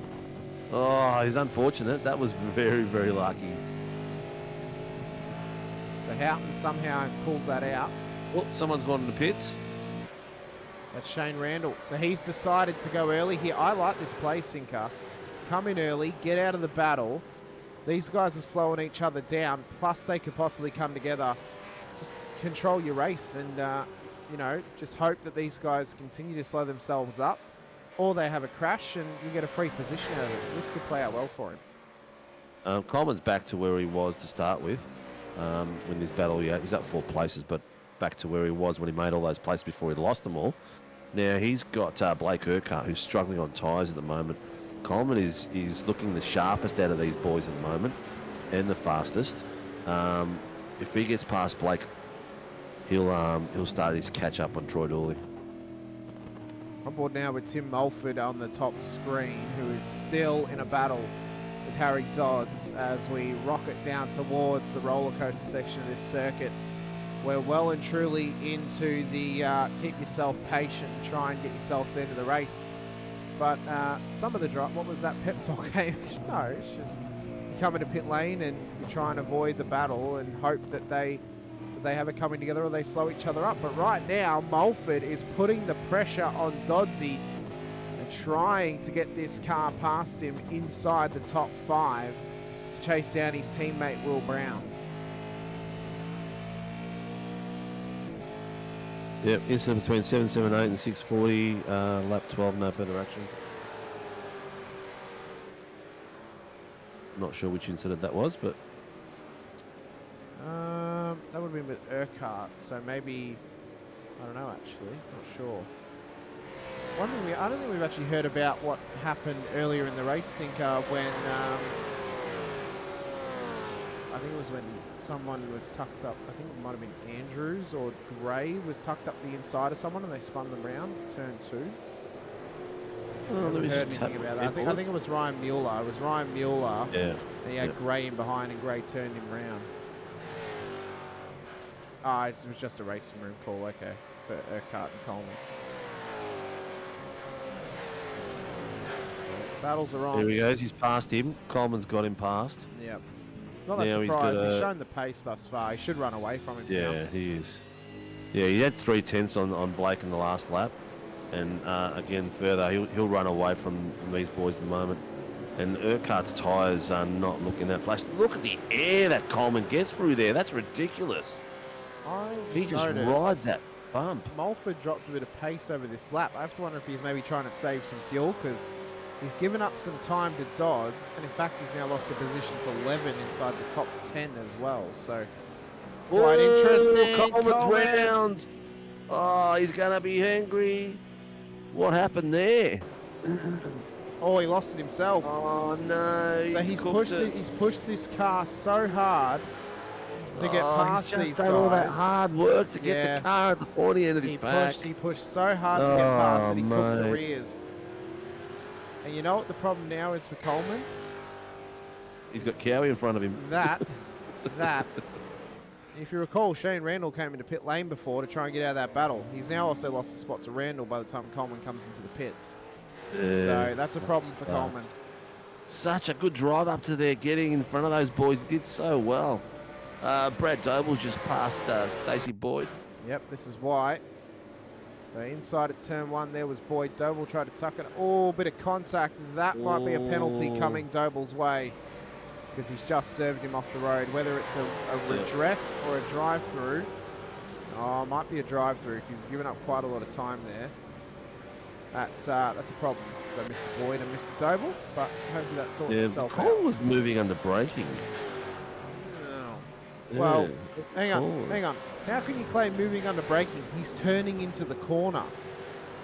Don't know, mate. Don't know. I don't even know if it's the same call. He's following a racing line. How can you call that? Just because he trail brakes, that's moving under braking. Come on. He's been told to redress. He's going to redress the position. WKMP boys at the front are doing a tremendous job. Yeah. They are a full second. They're a full 2.5, nearly 3 seconds ahead of Lawford. The key is going to be the pit strategy. Is the Lawford fuel? 772 and 114. No further action. I'm not sure who the other car was, but anyway. The question is Lawford pushing all the way, or is he fuel saving to the point where he's going to make a big strategy call later on this race and get himself at the pointy end? So Mr. Boyd is in the pit lane after that spin. Sinko, I don't know who they're referring to if you're saying 114. I don't know. I heard it as a 4. It could be something else. Maybe a 40-second stop hold. Ooh, for who? I don't know. Maybe that's what you heard or misheard. There is no penalties given by RC. It'd be in the chat, and it's not. So we'll have to see. Maybe Boyd's got some damage. He's cleaning up. Yeah, he is. He's fixing up that car damage, which Parker has just told us about. Yep. If Stacey says you're good, it's like the missus saying you're not okay. Or is that when the missus says I'm not hungry, then she ends up eating your meal? Or you ask, are you all right? And they say, or you ask what's wrong, and they say it's nothing. Ooh, that's when you worry. Yeah, that's when you really worry. It's when they Levin and nuclear storm is Mulford. coming. Levin and Mulford. Mulford's having a good crack here at Levin. He is indeed. He's trying to get this thing back past him. Although he might just be hanging out in the toe, trying to save some fuel at the moment, Sinker as well. Possibly. Don't know how these boys are, where their state's at for fuel saving and stuff like that. But that's everyone else is slightly gapped out. We've got Travis Daly and David Coleman on the back of Andrew Cowan. That's another little battle that's developing across there. In fact, Daly's trying to get the job done back on Cowan. We saw Daly have an off-track earlier thanks to some net code with Coleman. Cut the nose off then. Oh, there goes Cowie. Oh, that a nose cut? It looked like it, didn't it? That looks like it. Let's have a gander. Yeah, he's really wrestling that car over the dirt, man. It's like, whoa, it's bouncing everywhere. I want to see Cowie do Pro 4 trucks with the motion rig and just see the rig jump up in the air. Oh, yeah. That would be a mess. All right, who's that in the piss? He's just gone in. Mark Houghton and Ryan Mueller. So this was Yep. off the back of Dooley's car.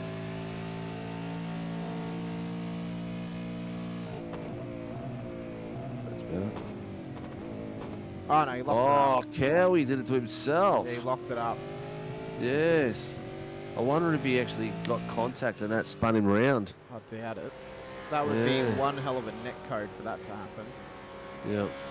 Cowie's just too nice a guy sometimes. He just could have had that tap. It wasn't straight and it wouldn't have spun him or the driver in front of him.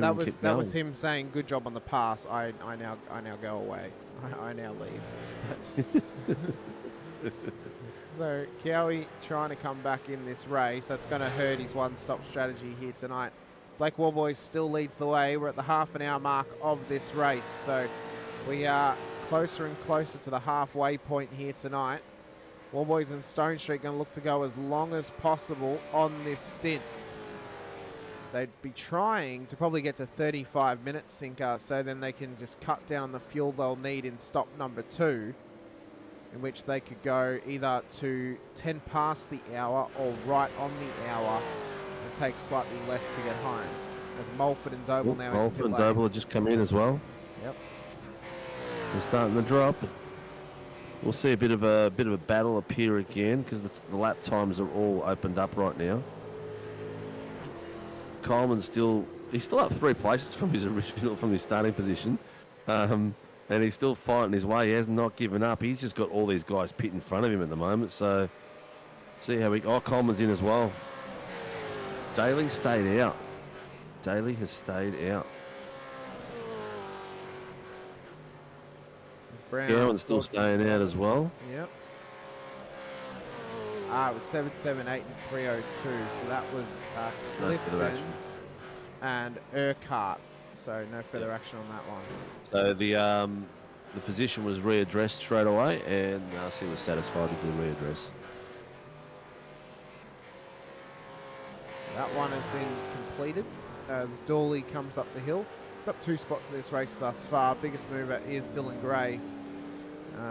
Yeah, the one between 770, which was Stacey Boyd and Brad Doble. That was no further action because it was redressed. Dylan Gray finds himself inside the top 10. He did start at the back of the field here tonight after a rear of grid penalty. As mentioned, he needs to keep things clean over the next 2 weeks. Otherwise, he could be on for a round ban in the final round. He needs to try and limit the amount of license points that he gets. He's on 8 coming into this race here tonight, Sinker. That's why he had the rear of grid. He cannot afford to get 2 next week. Otherwise, he will be out of the final round of the season. Yeah, he will be missing out on some fun racing, that's for sure. The lap times, here we go. He'll be allowed to Schroeder's race. in as well. He is. He'll be allowed to race in the 500, but he would not be allowed to race in the final round of the season. Correct. So the 500 is separate to license points, same as the AOWN. Because they're a special event, they are outside of license points. It's a regular round that you miss out on. He would still be allowed to race in Legends because Legends does not have any penalty points. Yeah, any penalty points. It doesn't have any penalties pretty much. It's rock up and race, see how you do on the Friday night. So he would still be allowed to race that if he did have the week off. Correct. So another good selling point for Legends means you can still race even if you can't race in anything else that week. Have a look at this. Angus Lawford's fastest lap is a 1:46.376. Blake Warboy's fastest lap is a 1:46.377. 1/1000th. That's ridiculous, isn't it? Yeah. They can get that sort of that close on their pace. Yeah. Unbelievable. It just shows you the quality of the field that's out there tonight. It is an endurance race, so we expect it at this point of the race to sort of gap out a little bit. Yeah. And everyone's sort of like trying to settle into their... This next half an hour is going to be... It's Element of always the strategy. awkward stage. Yeah, here we go. Warboys Warboys and is Stone Street in. are in. So they're in Both of them. 33 or 34 minutes. By the time they're out of the pits, it'll be 35. Oh, Angus has followed them as well, straight out. Not surprising. It's probably as far as they can go at this point without properly fuel saving. Will Brown's in Brown's as well. followed. Will Same Dodgy's as in as well. Levin He's stayed out. Levin stayed out. Ooh, See, brave move by I Landon. don't know if he gets that much gain out of this because the overcut is not that powerful here. If you cannot Yeah, but he might be. He quick was behind the car for a fair while. This is true. So he might have that extra fuel. So you got that low fuel capacity, and you can get a couple more laps in it. It's going to be worth your while. It's very, very true. Gray and Dooley are also, and we expect Clifton, Daly, and Cowan to also enter pit lane. Although for Cowan to pull off the one stop, he would need to go to 40 minutes into this race. Clifton has stayed out. Yep. Warboys has just exited pits. Travis has stayed out. Stayed out. I expect Cowie to as well if he's going for a one stop. He has. Cowan stayed out. Yep. So he's aiming for 40 minutes. If he can get to 40 minutes without pitting, he can make it home on a one-stop strategy sinker. Ooh, so we've got Levin, Clifton, Daly, and Cowan. Well, I'm not surprised Cowan stayed out because Daly stayed out. They'd be on the same strat. Will Brown inside of Cowan. Cowan will let him have that for free because he wants to get the slipstream to save some fuel down the straight. Smart strategy. Yeah. Oh, he's nearly got tagged on the inside. Sending it, Who's Mulford. that? That's Mulford trying to send it on him at turn 2. Oh, that was a bit of a loose move there. It's quite audacious, if you ask me. I mean, audacious. Yeah, audacious. We're getting Cowan's struggling with those tyres at the moment. He is. But remembering, he'll swap them when he pits. So he'll do his tyre stop on his only stop of the race when he gets to 40 minutes, if he gets there. Mind you, he has to get there first to actually make it happen. As Mulford comes, so you let Mulford go. He's going to save up the hill. Trust me, he is saving. As Levin comes in at 56 minutes into the, 36 minutes, sorry, into this race, he has a 27-second gap over Levin's Mick Clifton. in. Let's see where the boys come past him. So the lead car is Warboys. I'll go to Levin in the pits. I expect him to lose 35 seconds, or 25 seconds actually, because Warboys was a 25-second stop, and it was a 50-second pit lane transit, so it should be 25 to 35 seconds, the net loss for Brandon Levin. Warboys has just come past, as is Stone Street, as is Daly. Lawford. Has he gained on anyone? That's a question. I don't think he has. I think he's actually given up a lot. Dodds has also come past him. He's just dropped. he has lost. He's net lost to all of them. He's in fact come out behind Andrew Cowan, as well as Mulford and Brown. So he's had a big net loss over that stop sinker. In fact, he's also lost out to Dylan Gray. So going that lap longer has not paid out for Levin because he could not match the pace of the field that he needed. He probably needed to be running low 7s, high 6s to really get a benefit out of it. It hasn't paid off this time by. Well, he's, yeah. Let's see how he went. Let's see how he goes. Let's see what the strat is going forward. We are now at the 37-minute mark. We are indeed. It's one of those dice rolls, you know. Like Cowie dice rolling a one stop tonight, you know. You just see if it plays out. Daly looks to be doing the same thing as well as his former teammate. So let's see if it pays off for them. It's a bold strategy.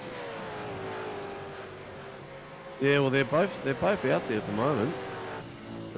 What are we on? Lap 21. Yep. Looking good. If you can last 3 more laps. Not even 3 more laps. 1 more lap. Where is he on track? He's coming up to... He's not even finished the lap. If he can survive 1 more lap on this tank, he can do it. So... No, he's pitting in. No, he's not. Yeah, he just called it. Oh, did he? Yeah. Well, I suppose by the time... Oh, I suppose These by the tyres time he are gets cooked. there... He's cooking his tyres. By the time he gets there, Sinker, this is going to be, what, 38 3/4 minutes? Yeah. By the time he's out of the pits, it'll be 39 to 40 minutes. So he could actually do it. Oh, big lock up into pit lane, though. Lucky not to get the speeding and pit penalty from Cowie. Both gone in. Troy Daly and Cowan have gone in. Yep, Travis Daly and Andrew Cowan in pit lane. Levin's having a look at the bottom screen on the back of Dylan Gray. Oh, Dylan Gray's car is looking worse for wear at that rear end.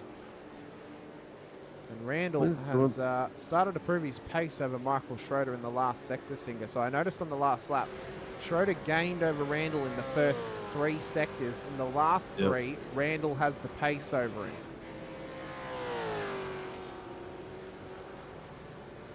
All right, so Levin has dispatched Dylan Gray. Horton is on the back of Dooley. Where did Cowie come out? Oh, he still hasn't. He's coming out now. There he is. P21. Back of the field. But he does not need another stop to get home. He's come out at 39.5 minutes. So this is going to be tight for Cowie, but he can do it. He can do it at this stage. He might be coughing over the line. Yeah, but the question's going to be, how much is he going to make up out of all that? And the problem now is, though, if he gives up a lap to Warboys, because Warboys is coming across the line, Cowie's coming into turn 3, 4. Realistically, he needs a safety car to confirm it for himself. Yeah, Matty's correct. Pit times are very close. Most are gone for 272, 271, 273, 274. So there's not much in it at all. 273 is about 272 is about the average pit stop length. So they're all pretty much on the money. Warboys is actually one of the lowest ones, 269. Travis Daly, 264. Sinker, you're looking at the top speeds. Oh, I am too. Mofo. I've got to scroll across a bit more. That was the top speeds of their last lap. So the pit stop for Warboys is 25.7, Stone Street 27.5, Lawford 31.4. Yeah, so that number you were reading was the speed trap, not the pit stop time. There we go. There it is. That's a bit better. 25s, 32s, 18s, 23s about an average for them.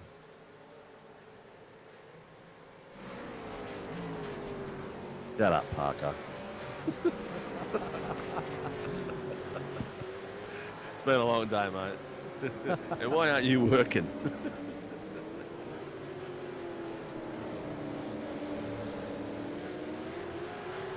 For all of that, we've missed Jack Andrews getting past Brandon Levin. Also, we're figuring out that little dodo moment from Sinko, reading out the the sector speed trap signs instead of the pit lane time. Hey, there's pit lane times. Their speeds are pretty close, mate. They are very close. This is how Gray and Andrews got past Levin. Oh, he must have had a slowdown. Yeah, I think so. I think he did. Looks Just like let both of them pass. Yeah. Either that or he wanted someone to sit behind for a while. Quite possibly. Coleman has had another off track here. Ooh, big old speed wobble. Very lucky not to hit the wall, but in saying that, he has just had another moment further round. So up at the top of the hill, has he spun it again? He has. He's drifted it again at the top of the hill. I reckon he's related to me. That's a Cowie's spinach come move, round mate. and he's had to go off track to avoid this. So those rears, we're sliding again. those rears are very, very cooked on Very David cooked. Coleman's car. Shane Randell has now dispatched of Michael Schroeder as well. This was the battle for P12. Randall will be hoping now to run away from Schroeder. He knows he's got the pace over him in the final sectors. See if he does it across this lap or if Michael can hang out with him at this stage. Blake Urquhart is struggling in the background, keeping this car on track. It looks a little bit worse where as well. There are a couple of little knocks and bruises across this car. He did start inside the top 10, but he is down 4 positions. Himself and Dooley have only gone backwards in this race here tonight, Sinker, so not been the best night on the road for them. Very much so. Have a look at Blake Warboys.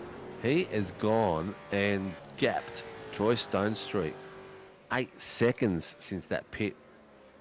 8 seconds. Well, he gained crazy. 3 seconds on the Gained lane travel 3 in the alone. pits, but that's still another 5 seconds he's gained on track. Yeah. That is unbelievable. His last lap was 1.1 seconds faster. Now, do you want to recalculate that, Sinker? He did a 46.89.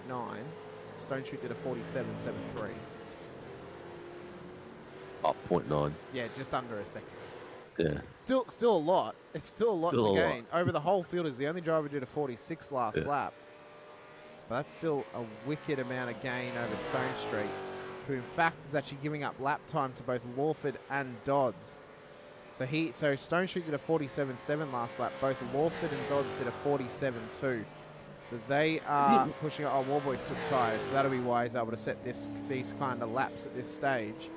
It's a good strategy though, because if we don't have a safety car, it's very unlikely that he's actually going to lose out from this, aside from making a mistake later in the race.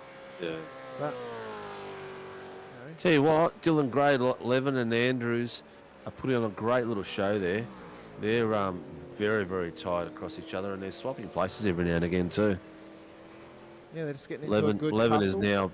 now, Levin's just passed Doble again. So he's getting tag teamed from those guys. He's really feeling the G-force between Dylan Gray and Jack Andrews at this stage. It is one of our closer battles on track. Another one we've got is this one here. Tim Mulford on the back of his teammate Will Brown as they come down the hill. So they will continue their battle, as well as between Stacey Boyd and Brad Doble. We saw these two drivers coming together earlier in the race. Doble gave up the position. He redressed it back again. But now he's gotten back past Stacey Boyd. 5 seconds off of them is this battle between Shane Randall and Michael Schroeder, which has been going on for the last 5 or so laps, where Randall finally got the job done a couple of laps ago on Schroeder in the final sector of this circuit. Yeah, Schroeder's rear's looking cooked too. He's sliding everywhere in the back of those. I have to wonder if Randall took tyres on that first stop. Yeah. Looks like Levin's preparing for another go in front of him again on Dylan Gray. They keep on getting close and then gapping out, getting close and gapping out.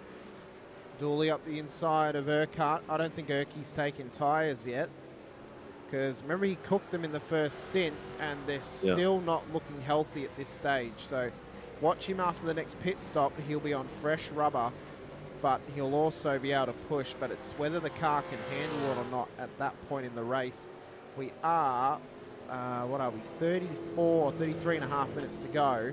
Realistically speaking, if they save fuel, they could come home this lap or come in this lap and get home sinker as well. Yeah. Well, everyone's pitted now. The earliest pitter was Boyd at lap 15, and the longest pit run went down to Cowan and Daly, who are now in 19th and 20th. The earliest stop was, who came in on lap 10? Well, somebody came in on 10. Oh yeah, there was. Jack Andrews did, yeah. Yeah, but I think so he'll probably. Oh, that was is that for damage? It was, but he'll probably need another couple of stops in this race.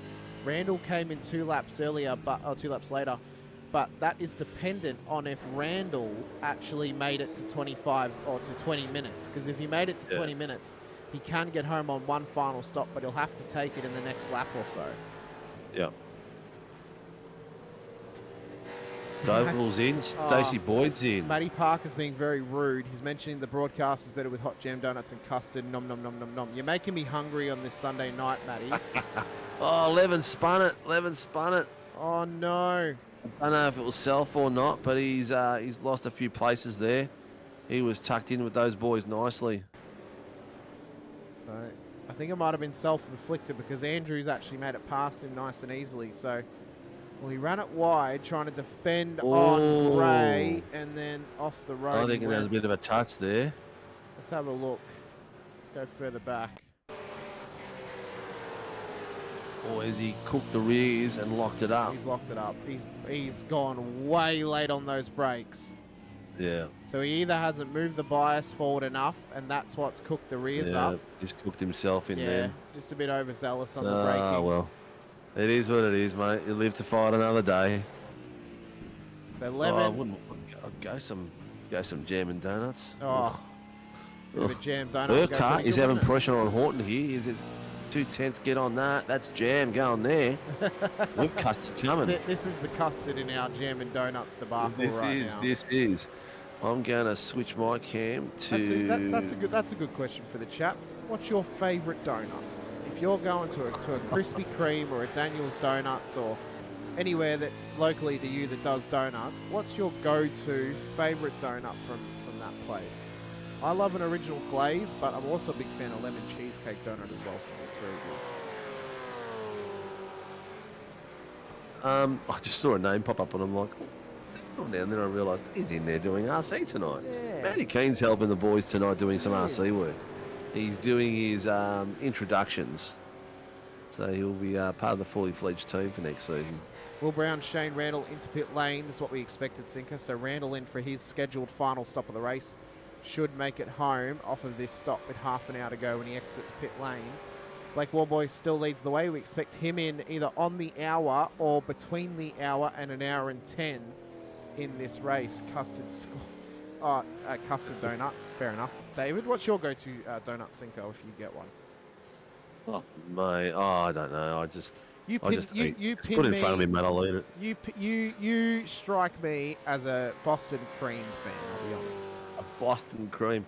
Yeah. I do like a custard donut with the custard filling. That's very much on my taste buds, mate. But I'm more of a savoury person, to be honest. I get sugar rushes from sugar. I hardly have any sugar at all in my food. For anyone not knowing, a Boston cream is like a full donut, so not one with a hole in the middle, obviously. Dipped in chocolate on the top, and it has like a custard cream in the middle. That's what it is. Oh no, I couldn't do dipped chocolate stuff. No, it's just not like a massive chocolate chocolate icing. fan. No, it's just like chocolate icing on the top. That's all. Yeah. Just the old cinnamon plain, mate, with jam. It'll do me. Bit of a cronut maybe. The croissant donut. That goes pretty well. Yep. Stop talking about food, mate. You're making me hungry. I'm glad, because I'm hungry too. I'm glad I ate before this. Stacey Boyd is all over the back of Daly now. He's having a great run. I reckon his might be a pass on the move here. Well, both of the so Daly still needs his second stop. Although he came in on the same lap as Cowie, so we're under the impression that he's on for the one stop tonight. So Cowie would not be on for the win at this point because he's actually come out behind Randall and Boyd. He is on fresh tyres though. But in saying that, Randall would also be on fresh tyres too. So This is, it may not heat up quite as much as we think. Schroeder, Houghton and Urquhart all into pit lane. Ryan Mueller has stayed out for another lap. He came in on lap 16, so we expect him into pit lane in the next 5 to 10 minutes as well. This is where the strategies really start to heat up. This is where the race gets reignited because all those strategies come together and we get a better picture of where this race is going in terms of its landscape and how this has been mapped out for the final half an hour to 20 minutes of this one. Mulford's getting a lot of pressure now coming back from Dylan Gray and Jack Andrews. They're putting some times on them and they're actually catching him slowly as well. Barbs has asked a very important question. Is it possible to eat a hot jam donut without licking one's lips? I don't know, Barbs. I think it's impossible to eat a hot jam donut without licking your fingers, to be honest with you. Because of all the You guys cinnamon please sugar. stop it. No, we won't. Something different. Have you tried a red salty plum? Very common in Darwin. I haven't been to Darwin personally, so I'm going to say no. I do like Beck's choice of the Krispy Kreme glaze. I love a Krispy Kreme glaze. It's incredible. But we're well into pit stop periods now. I wonder if anyone, like at the start Street and Lawford have just gone in. Yeah, I wonder if anyone in these pit stops, like the start of Talladega Nights, if they've gone for a chicken sandwich while they're in the pit stops here. I'd go a zinger wing or something like that. That was a real deep cut for you, Cinco. Oh, dear me. I think as soon as the broadcast is done, I'm hitting straight to the fridge. Yeah, probably. Lawford is out. He's out ahead of Stone Street. Yep. Excuse me. So he's actually had a 4-second gain on Stone Street there in the pit stops. In fact, Dooley's come past him as well, but he still needs to stop to get home in this race. Jack Andrews is still in the lane. This is a long stop from him. If you recall, he came in on lap 10, but he's managed to fuel save his way to this point to get home. So Andrews now will come out, I reckon, in behind Michael Schroeder or Stacey Boyd, possibly. Yeah, That's behind Michael what's Schroeder. going on there? What's going on Okay, yeah, that's all right. I was just watching the rear entry of those drivers. Warboy is 23 seconds of Doddsy now. Angus and Stone Street, who were the closest contenders, are sitting in 6th and 8th. Oh man, this is going to be interesting. Lawford lap 29, 10 laps to go from Warp Boys. And how many minutes left? We've got 25 26. minutes to go. Or, Yeah, 25 and yeah. a half roughly. Hutto is going he's going to die on that hill. Yeah. That'll be, I'd rather go for Heartbreak Ridge, mate, than just the hill. But no, I somewhat agree with him. I only really like the glaze from Krispy Kreme, and it's best when it's When they fresh. first came out, the difference what they taste like now. When they first Yeah. came out, they were very creamy, crisp. Now they're different. They're not. Yeah. They've sucked us in, and now you just see them in the patch and you buy them. Well, that's At it. $17 for a 6-pack, you got to be Well, kidding. I will die on the hill that they taste better from the actual 24-hour one in Narre Warren than they do from a 7-Eleven or any other place. 100%. Because that is where they make them. So that is the only place where they taste top tier. Although the Costco ones are actually very fresh, so I can appreciate Stop that. this donut conversation, please. Would you rather us talk about pizza toppings, Cinco? No, let's get back to the race, man. I'm dying here, man. I'm dying here. We're filling Ozzy the and Nicky lull. Clifton are having a great battle, and we're talking about bloody donuts. Yeah, we're filling the lull period of the race. You know who else is The having a only great donuts battle? I want to see are the donuts at the end of the race. Oh, see, I set you up for that one there. Sinkabai is talking about donuts for so long. Michael Schroeder, Stacey Boyd, and Jack Andrews are now enticed in an intensive battle for P12 on the road. Shane Randall has dropped back a bit after his pit stop. He took a 28-second stop this time by, so he actually had about 10 seconds to give up over that second stop compared to the earlier one. But this has now opened up the doors for Andrews, Schroeder and Boyd for this battle to continue on. As you mentioned, Dodds, he's in an intense battle with Clifton. Stone Street and Levin are in a battle. Mulford in a battle here with Dylan Gray. Both of them need stops in the race. That's not going to help Dylan Gray, though. That mistake will cost him. He needs to pit this lap, Sink. If he doesn't come in this lap, he's just going to give up a mountain of time to the cars in behind him. Yeah, we noticed that Lawford giving up P2. He's coming. his pit strategy I don't know. Yeah. Here comes Mulford and Gray as Yeah, well. so he had it from Stone Street, but he's given it up. Yeah. So, you know, I don't know what the thoughts are on that. Maybe saving some tyres for the end, but it's a bold I don't know. strategy. I guess if he stays on the back, if he stays on the earlier. back of, yeah, he did. But if he stays on the back of Stone Street, he's expecting Stone Street to be at the pointy end, so he's still got a podium on track. Well, you know, maybe the Because thought Levin's is gonna have because to pit. Stone Street didn't take tyres on the first stop. He would have taken them on the second. Did Lawford take tyres on the first stop, and now he's having to nurse them after trying to chase him down over that second stint of the race? Said Lawford made a mistake at the top of the hill. Ah, okay. Yeah. Well, that would answer that question. So Dylan Gray, we saw him make that mistake earlier on this lap. He's about to drop position behind Shane Randall and Mark Houghton when they come past pit lane.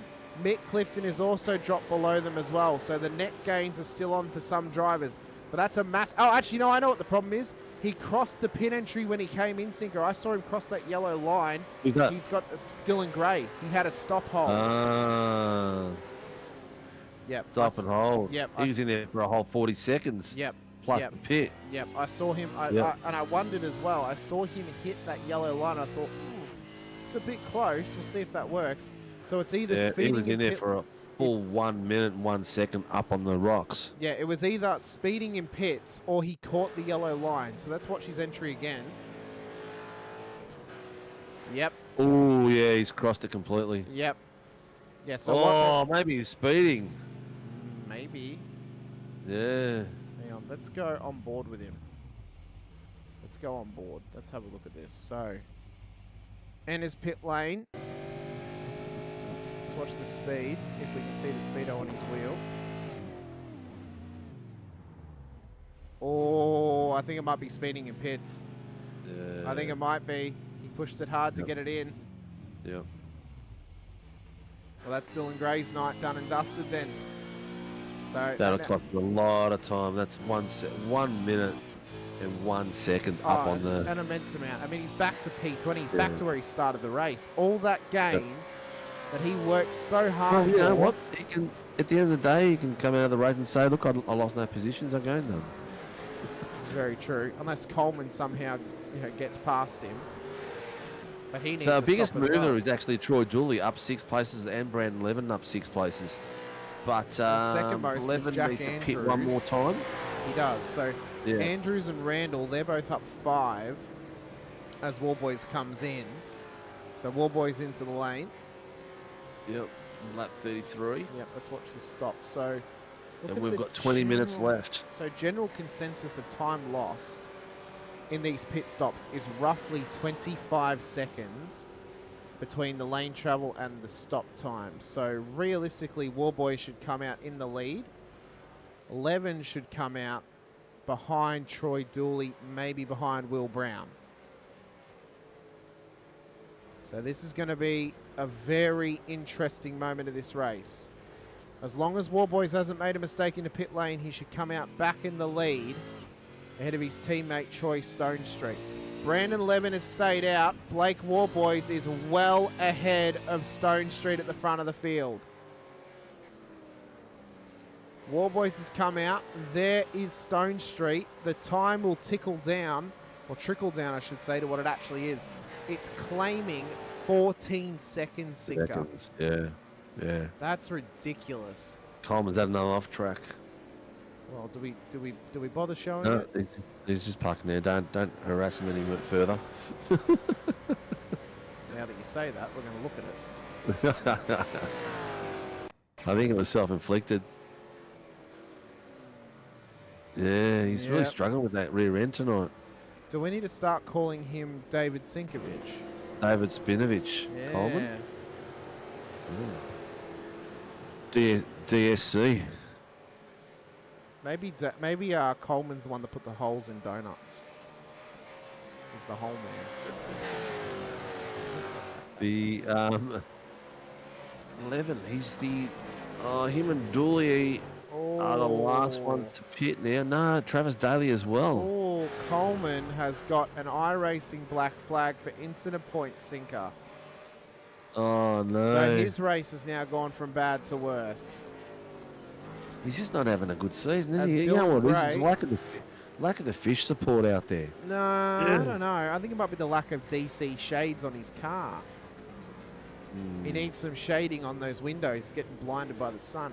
Dylan Gray's just set the fast lap of the race, a 146.15 that last time by. So he's got pace, but there's no world in which Dylan Gray He's got pace passes at the whole right end of the field. track. Yeah. There's no world in which Dylan Gray passes the rest of the field to get back up to where he was, to gain back the minute of time that he lost, or the 40 seconds of time that he lost off the 40-second stop hold.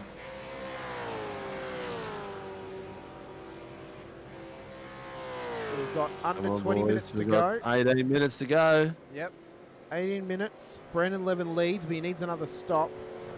War Boys is back out, and he's on fresh rubber.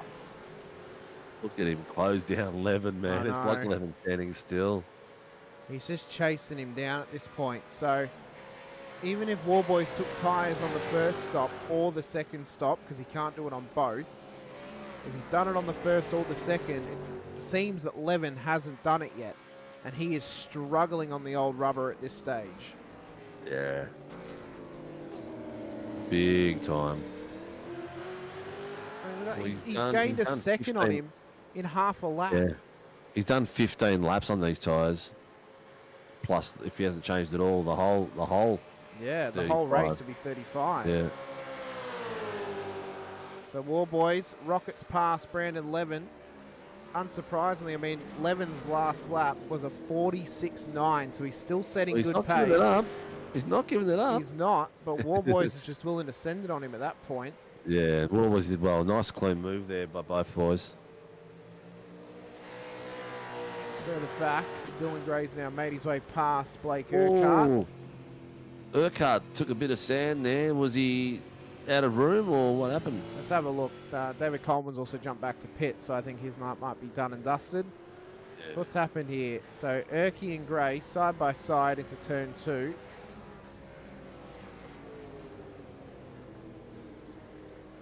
We force him wide, but I don't think there was a door there. Ooh. To be fair to Dylan Gray, Urquhart could have backed out of it. To play Yeah. devil's advocate for a second, he didn't have to try and go around the outside. Yeah, interesting one, that one. Yeah, we'll see if it gets Go called back in. and see who the passing car was. Yeah, exactly. Well, it was Dylan Gray. Dylan was the passing car, but we'll see what race control says if it gets called in. Nothing's been called in. Oh, well, there we go. Shane Randall's trying to hold steady ahead of Mark Count at the moment. 0.9 of a, or 0.8 of a second is the War Boy. gap. Further up, War Boys is leading by 1.2 seconds over Brandon Levin, who has not With a come. fastest lap. Yep, who has Of not. a 1:45.705 right He now. did that passing Brandon Levin at the top of the hill. Yeah. That's ridiculous. He's a machine, War Boys. Absolute machine. machine. Yeah. And Stone Street is 16 seconds back off of Brandon Levin. We expect Levin to need to pit again to get home on his fuel load. Where's Cowie in all of this? He's back in P20. No way knowing he's going to win this thing by doing a one stop. No. Almost seems He's like it would way have been a too better... bad. Look how far back his time I mean, is. I His I gap is respect 1 him- minute 28. I He's respect not him gonna- going for it, but when you don't carry pace over the field, you're never going to get the Yeah. benefits of a one stop. What was a full drive, full pit drive and everything? What was it before? Did you say? Well, what he got was 57.27 for a lane travel, 31.75. No, stop. I mean, what is the duration of the pit stop from drive in to drive out? Oh, Cowie's rear end's all drive over in the to place drive there. out. Drive in to drive out for Cowan last time was a 57.27. That is a full stop. That's Yeah. that's from empty to full. So you're looking at someone like Levin at the moment, 57 seconds. He's got to drop down to 13th when he goes into the pit. Yeah. Like, I respect Cowie going for the one stop, but there's no point. There's no point because he's giving up. He's doing 50s for lap times in a race where people are averaging 47s. You're giving up 3 seconds a lap on average. Yeah. It's not worth it at that point. You know, if you're doing if you're saving, what, 20 seconds, you give that up in the span of 7 laps. Yep, that's correct, mate. That's Yeah. very, very true. It's just not worth it. Very, at that very point. true. It looks like at the moment WKMP are going to have the top 2 steps Yeah, plugged up nicely. Yeah, I mean, we expect Levin to come in. There's 15 minutes to go. Yep. I don't know if he's been saving to get home, and he didn't really come in at a point in time where he could make it home on one stop. Although Cowie came in on lap 21, so there is a world of belief that Levin, he could maybe get home from here, but that's a stretch. Mate, he'd be wanting a safety car right now.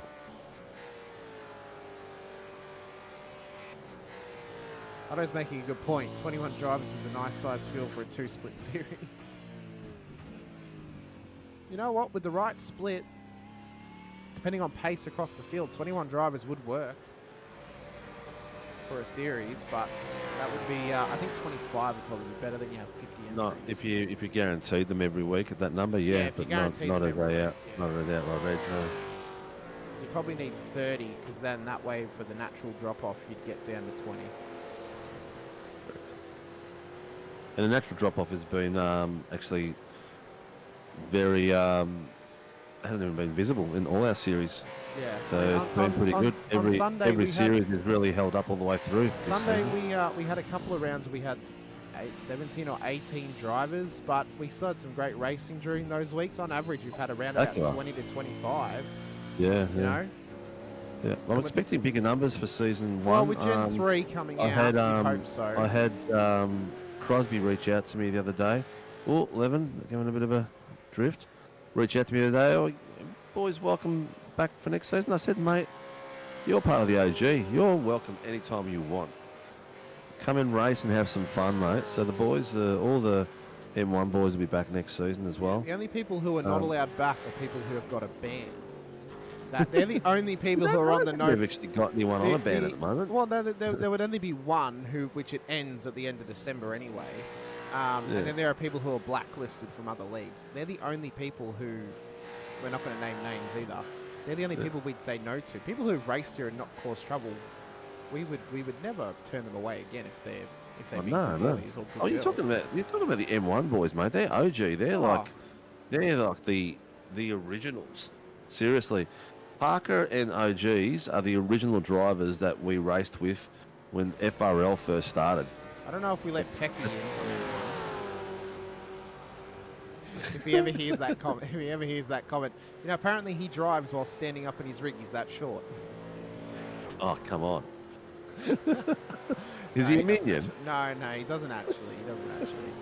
But he joined that team halfway through this season. There was some back end stuff that happened in his previous team, but yeah. So if we see M1 next season, we may see a maximum of 5 drivers from that team race if all of them decide to. Obviously, including Trav Daly, who already does. So yeah. So that's good to see. Be good to get the maybe the fish will come back for the start of next season in great numbers again. I know. My they've drivers. had a bit of a break. My drivers who race at the moment, they're wanting to come back. So my dad's happy to continue to claim my free entry every season. The V8s on Tuesdays, Sundays are going to be very healthy. The Formula Super Lights are going to be very healthy. 86 will be very healthy. We might have a few. We've got the Legends, so we'll have people have a bit of fun. We might have another series that might be a fun series coming up as well. So keep your eyes open for that. The one thing we're going to do next season, a little bit way back. One thing we're going to do next season with Legends is, because people keep on asking where's the series standings, it's going to be every week is a different championship, and you'll find out what the standings are at the end of the season to find out who wins the free season of SRW. So people don't constantly ask to track the championship standings. You just have to worry about every week and how you do. That's what it's going to be for Legends next season. So it's a week-on-week basis thing. You don't win anything necessarily for winning each week, but what does happen is obviously it does accumulate to the top end of the standings for the last part of the season. So that's one thing we'll be What livery you got on for Troy Dooley? I've refreshed my paints, but his paints is not refreshing on Troy our Dooley system. has his actual paint on the car. Have you got custom car numbers turned on? Because that may be the reason why. Okay, anyway, that's him being chased down at the moment by Shane Randell and Mark Horton. They're having a great little fight across the back there. and putting on some great moves. And Doddsy and Will Brown, their 11 battle's is still out there, continuing. mate. He is. 11 is still out there with You what have we can got maybe left? make We've it got- home. We've got we've got 9 8 minutes 8 left. minutes. Which is about, would you say 6 laps? No, not even. 4 laps. He can't. He's not going to bring it home like that, is he? I don't He's know. got a 13-second lead on. To be fair to him, Cowie came in a lap later and he's gone for a 1-stop. If he could do that, he's pulled off a ripper of a podium because he's got 14 seconds on Stone Street, and he's still lapping around the same pace. Well, Him and Stone Street. The problem now for Stone Street is Lawford is starting to chase him down, so he's going to start to put some pressure on him. Yes, he is. And it's going to slow them both down. It will. You know, Which will, if Levin can keep it out there and not pit, fuel safe now because he's got these. Oh, he's in. Oh, yeah, he had to come in. He had to come bugger, in. bugger, bum, as my mother-in-law says. So at this point, these two are now battling for P2. Blake Warboys, as cool, calm, and collected as ever, is just focusing on hitting his marks and keeping this 21.5-second lead advantage over his teammate Troy Stone Street throughout the next 7 minutes of this race. I think the problem with Levin was, Sinker, at this point, you were never going to get. We're likely never going to get a safety car now. The field is that spread out. He's We've done got well 7 though. minutes He's to run. come out in 6th. Yeah, he's done well to come out in 6th. Yeah, he's done well. He's And come out in if 6th. He's put up on- 2 places If from his he's put start. on fresh tyres as well, yeah, he could chase and down he's Will got and Harry Dodds. 7 minutes to fight his way up, but there's a long way up. Mr. Dodds has been very quiet tonight, and he's been a consistent driver out there and got himself to 4th, so that's well done. Still racing through his eyebrows. He's had a big weekend, mate. He Big has. week of racing. He has. Well, actually, no, he hasn't. He had a week off. Weekend, I said. A weekend. I think he raced today, didn't he? I don't know, actually, if he raced in 1,000. He may have. Yeah. Oh, he only needed 5 laps of fuel. There you go. Yeah. So he definitely needed to come in. There's Yeah, no way he yeah. was going to save 5 laps. No. If he hadn't already, of course. So Doddsy in front of Will Brown. I reckon he's got the stream going on his phone and he keeps on checking if he's on camera to make himself look tough. Give him a break. Yeah, he's thumbs up. He knows it. He knows it. I told you. What are you talking about? I told you. He's just giving us a thumbs up. He knows he's on stream. Oh, did he? Yeah. Oh, there you go. He's checking on his phone so he makes himself look tough while he's driving, and he gave us a thumbs up. On you, Doddsy. Good on ya. He's checked it again. Such a character. I know, right? What would SRW do without characters like this? I know. Have a look at this fight in the bottom screen, mate, at the moment. I've got Doble going crazy on Mulford here. They are putting on a spectacular little race. Race to the end for points. Doble taking a dip on the inside. He's always touched the grass a little bit. Oh, he's nearly gone it, man. He's nearly gone it. Well, speaking of That pushing, could have got hairy very quickly. we've just gone on board with Angus Lawford, and he has been sending it through the first 2 sectors of this circuit, trying to chase down Troy Stone Street as they run up the hill in the battle for Oh, look at P2 him on the go. road. Some great little battles. Look, this is what it's about, you know. We watched the race all the way through, and then all of a sudden, in the last few minutes, it all bottles up again, and all of a sudden, there's fights coming left, right, and centre for some crucial points. Well, there's another battle happening further back. Troy Dooley leads this battle with Mark Houghton and Shane Randall. This is inside the top 15. This will be a great finish for Houghton and Randall. Randall hasn't been here every round, but it's been a bit of an up and down season for both of them. This will be a good consolidation of points for both cars, as well as Dooley inside the top 12. But, both these guys may have thought, I might finish up the back tonight, but they've done well to get themselves inside the top 15 and up 3 and 5 positions respectfully. Yeah, they've you know what? Take hats off. There's a lot of drivers out there that we've been trying to show people all the way up and down the field that have had some spectacular drives and gone under the radar big time. But Mickey Clifton again, he's had a bit of a tough run tonight. He's down 3 places. Who's the biggest mover? It's Jack Andrews. It is up 6 6 spots. places. Yeah. Done really well. He has Really done well. He's done well in that sense. Lawford's nearly got him. He's hot on him. He's hot on the Yeah. heels. He's got 3 minutes left, so just what, 2 laps? We should have one more lap than the white flag.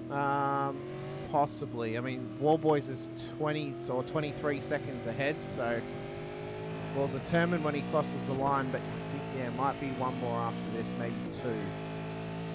But Lawford is hot on the heels of Troy Stone Street. Further back on the bottom screen, Doble is putting all sorts of pressure on Tim Mulford. Yeah, he's just gone a bit wide then and just had to overcorrect it, but at one point there it looked like it was going to take him. Look at the different lines through here. They are fighting tooth and nail for these final positions. And we knew it would get like this. We knew we'd have the lull period in between, about 40 to 50 minutes. But then it's the final 20 minutes that it really starts to sizzle and heat up. And these battles start to tighten and they start to fight tooth and nail. It feels like an 8-round epic main event, but to be honest, Sinker, Lawford is having to push ultra hard. It's not scripted like the. This is true. Like the Tyson and Jake Paul fight. Yeah, this is true. I still feel that the the third fight of the day was better than the main event. Yeah, that was put on some real gloves and let Tyson hit you with them. See if you'll stick your tongue out then. So Is that the Mulford, white flag? Doble still battling. It's not the white flag because Warboys is just coming into the second sector, so he should have enough time on his hands to get across the line and start a final lap of this race. So there's Warboys. We just saw in the background, crossing the back of screen, was this battle of Stone Street and Lawford. That's the gap that they've got to Blake Warboys at the moment. The good thing for Lawford is Leonage isn't here tonight, so he's gaining points on him. This should find Lawford up towards the top 3 of the championship. Plus, Stone Street gains points over Leonage, as does Warboys. So this has worked out well for these 3 drivers on the podium. Orton's gone off. He's called something in. Quickly have a Top look of at the what hill. he's called in. Lap 43, top of the hill. Let's have a look. So, it wasn't. Okay, there might be more to this. Because Yeah, there is. You've caught the rear end of it, but yeah, it looks like there's a bit of touch going both ways there. So he's I don't know. No, you know what? He's gone off track for him. Depending on when Dooley's moved over. Yeah. It's going to investigate after the race. That'll be heavily investigated. That'll be heavily investigated. It's going to be who had what position from what angle and where the contact was initially as well. Because we've seen a similar incident to that which nearly blew up like that in SFLs when we were here. And there's a lot to break down in those sorts of incidents. But it's final lap, Sinker. White flag is out. Blake Warboys has got 22.8 seconds over Troy Stone Street and Angus Lawford at this stage in the battle for P2. So Warboys has only got half a lap to run. This battle continues on as Lawford continues to put the pressure. Do you want to put your camera on Stone Street and Lawford, and I'll keep it on Warboys. There we go. So Warboys, post-race investigation, I'm not that surprised.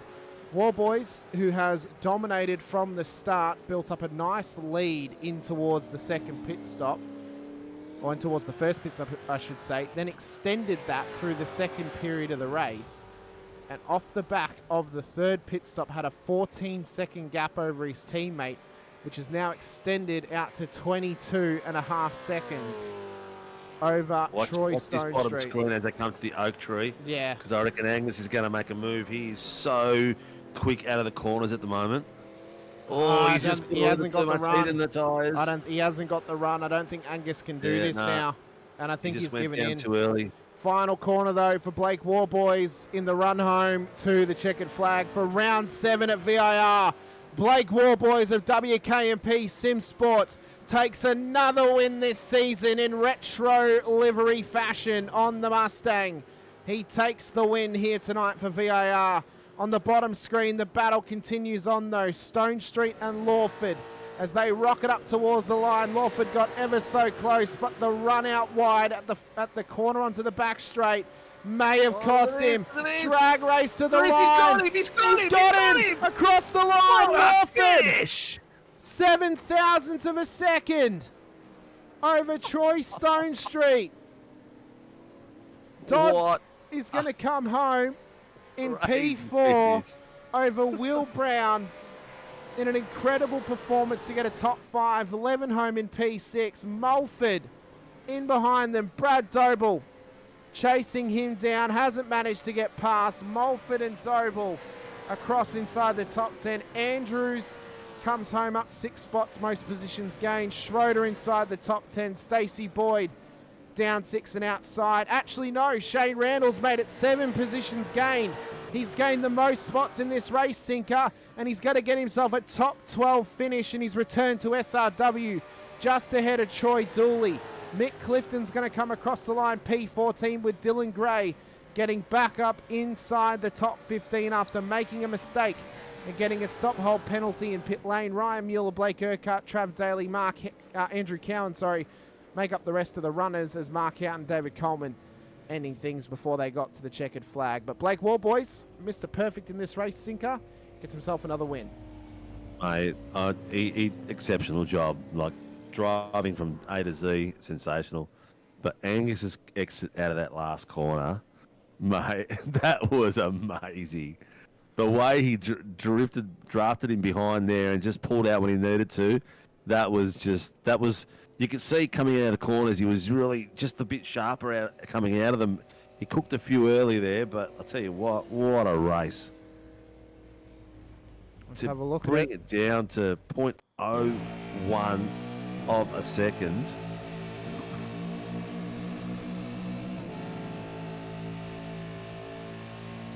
Barely anything, wasn't it? Barely anything.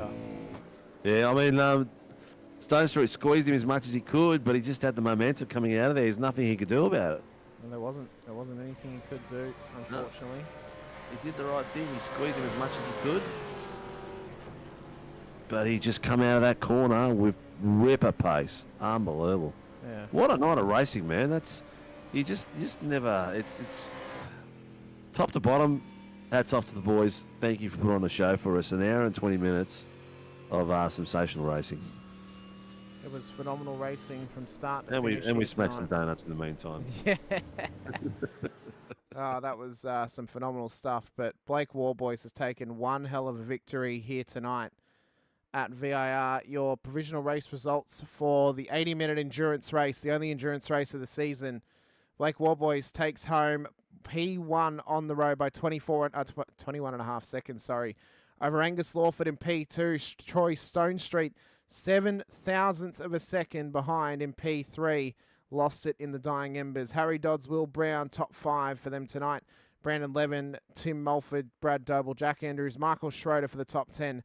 Stacey Boyd and Shane Randall get themselves a top 12. Randall had the most positions gained in this race, was up 7 from where he started. Troy Dooley, Mick Clifton, Dylan Gray, Ryan Mueller, Blake Urquhart, Trav Daly at the back of the field as they then move back to Andrew Cowan, who is our last finisher technically on the road. Mark Houghton was a lap down, but I don't believe actually crossed the finish line. David Coleman definitely did not, 13 laps down on the field. But what a race, Sinker. What a way for us to set ourselves up for the final 2 rounds of the season. We'll wait for our podium finishers to come in for a chat. But the next couple of weeks, they are going to be absolutely massive. We've got no, that's the wrong calendar. Let's look at the right calendar, Hamish. There we go. We've got Most Sport next week at Canadian Tire Motorsport Park. And then the week after, on Saturday night, or Saturday afternoon, December 7th, we have the curtain raise up before the Sandown 500. So we've got one more race to go on the Sunday night. That is next week at Most Sport. The week after, on the Saturday afternoon, December 7th, after the top 10 shootout for the Sandown 500, will be going racing at Sandown for the final race of the Warren & Brown Tools V8 Supercars Championship in Gen 2 machinery. We've got our podium finishers in the green room. We will start with Mr. Stone Street P3 on the road here tonight, 7/1000ths of a seconds behind Mr. Angus But I just Lawford. couldn't get it right. We've interrupted your conversation, Troy. I do apologise, but P3 on the road tonight, 7/1000ths of a second, pretty much a blink, and it's done. You defended as hard as you could to Angus on the line there, but he just snuck it past you in the end. Yeah, we're just saying it's the one section I knew he had pace on me. I just couldn't get it right out of that little roller coaster section, and I just need to do it one more time. But no, it was a cracking race. That was good fun. Wet and bullet.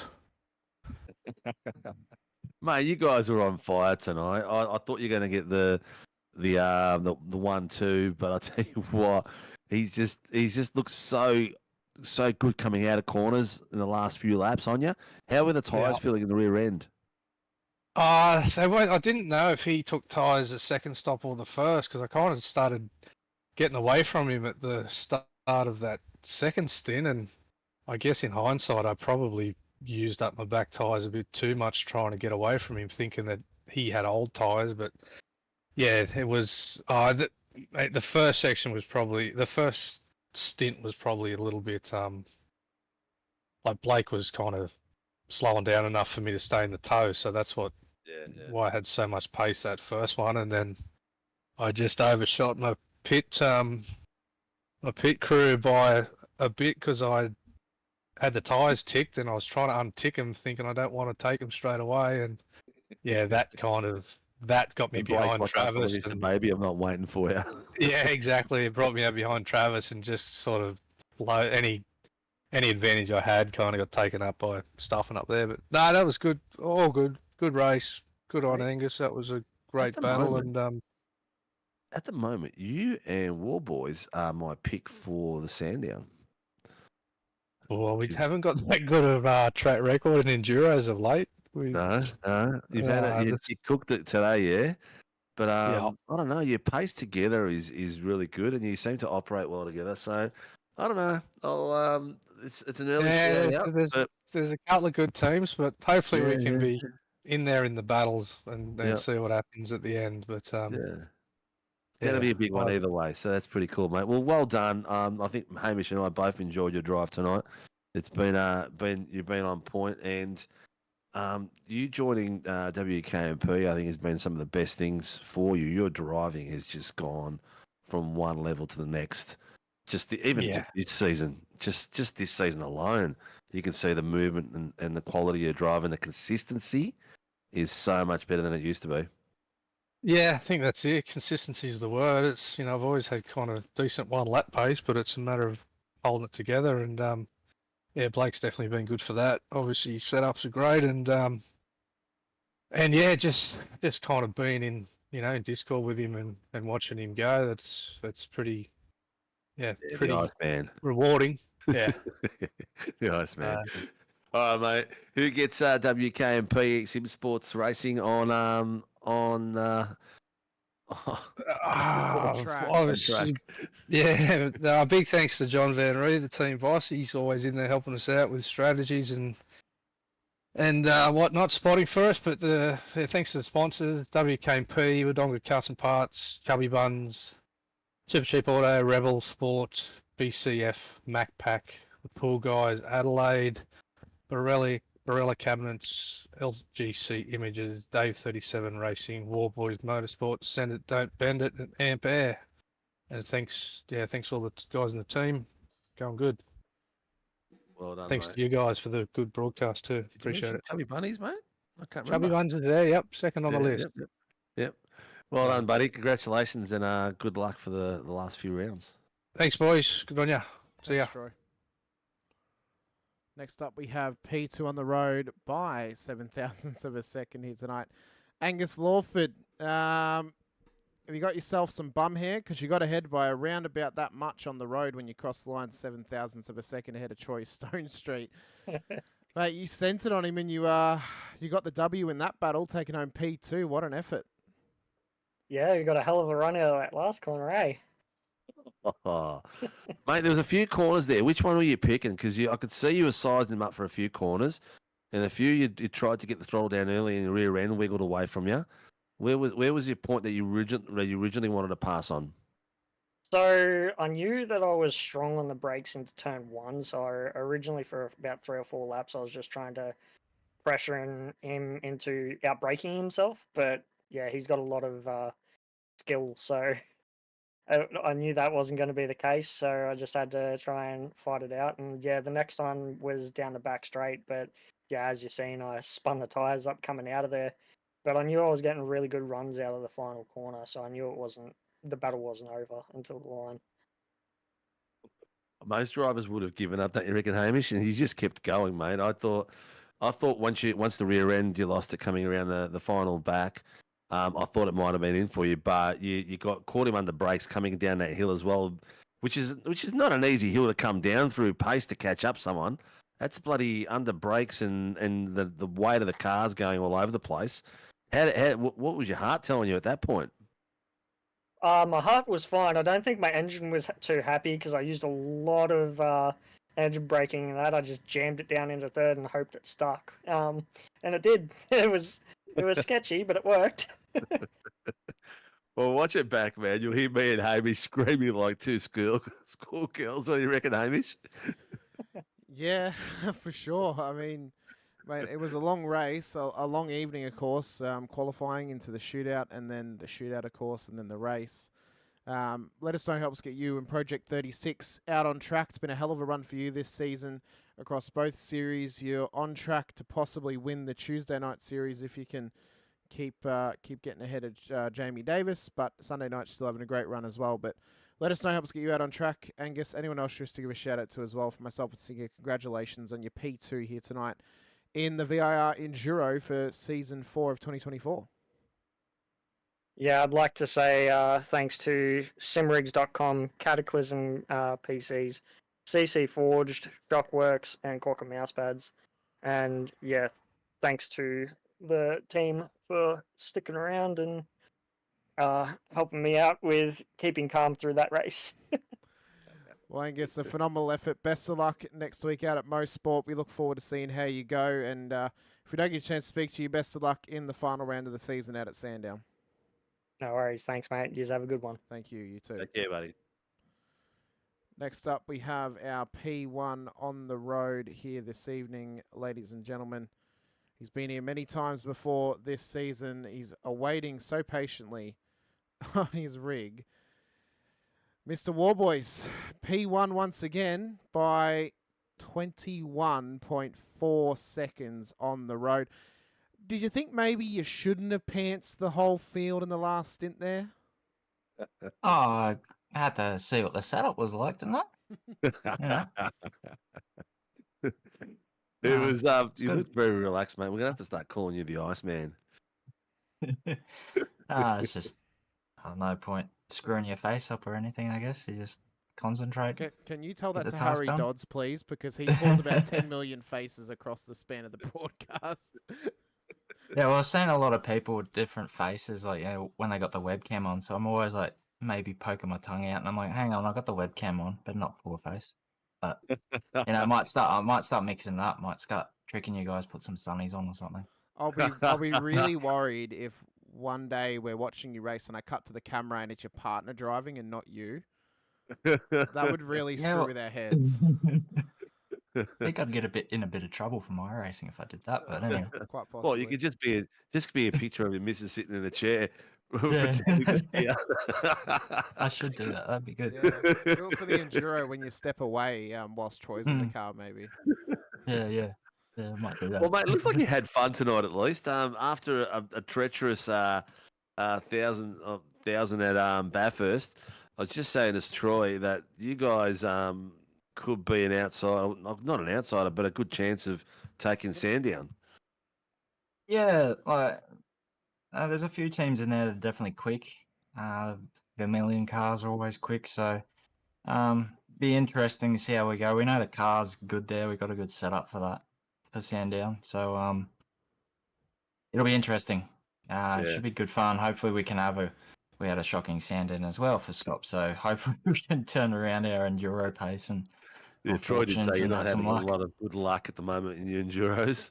No, well, I had one good run in the first round of the Pro Series enduros, and then ever since then it's just gone downhill. So hopefully we can turn it I around. suppose the workaround would be, with such a skill discrepancy across the field for the 500, if any of those faster boys get caught up with the slower drivers whilst lapping them, if they do lap them, they may get caught up in some trouble and cop themselves a penalty. So probably first or foremost for Sandown is get the pace up, but actually try and just keep your race as clean as possible. That would probably net you quite a few positions off the back of that. You know, whether it's extra pit stops due to damage or extra pit stops due to penalties, there's a lot to lose in that race and a lot of time to lose as well during those periods.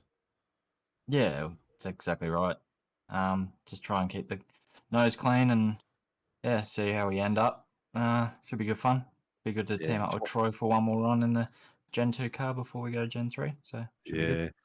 That track's going to be not only a killer, but it's going to be those few pinch points where incidents happen where you just got nowhere to run, and you just get ready and brace for the impact, and hopefully you got less damage than the people around you in the enduro. But mate, stellar effort tonight. You showed the boys who's king of the track. Very good pace. 1:45.705. Only person to get into the 45, so you were leaps and bounds ahead, mate. Congratulations. And who gets War Boys on track, mate, and supports you?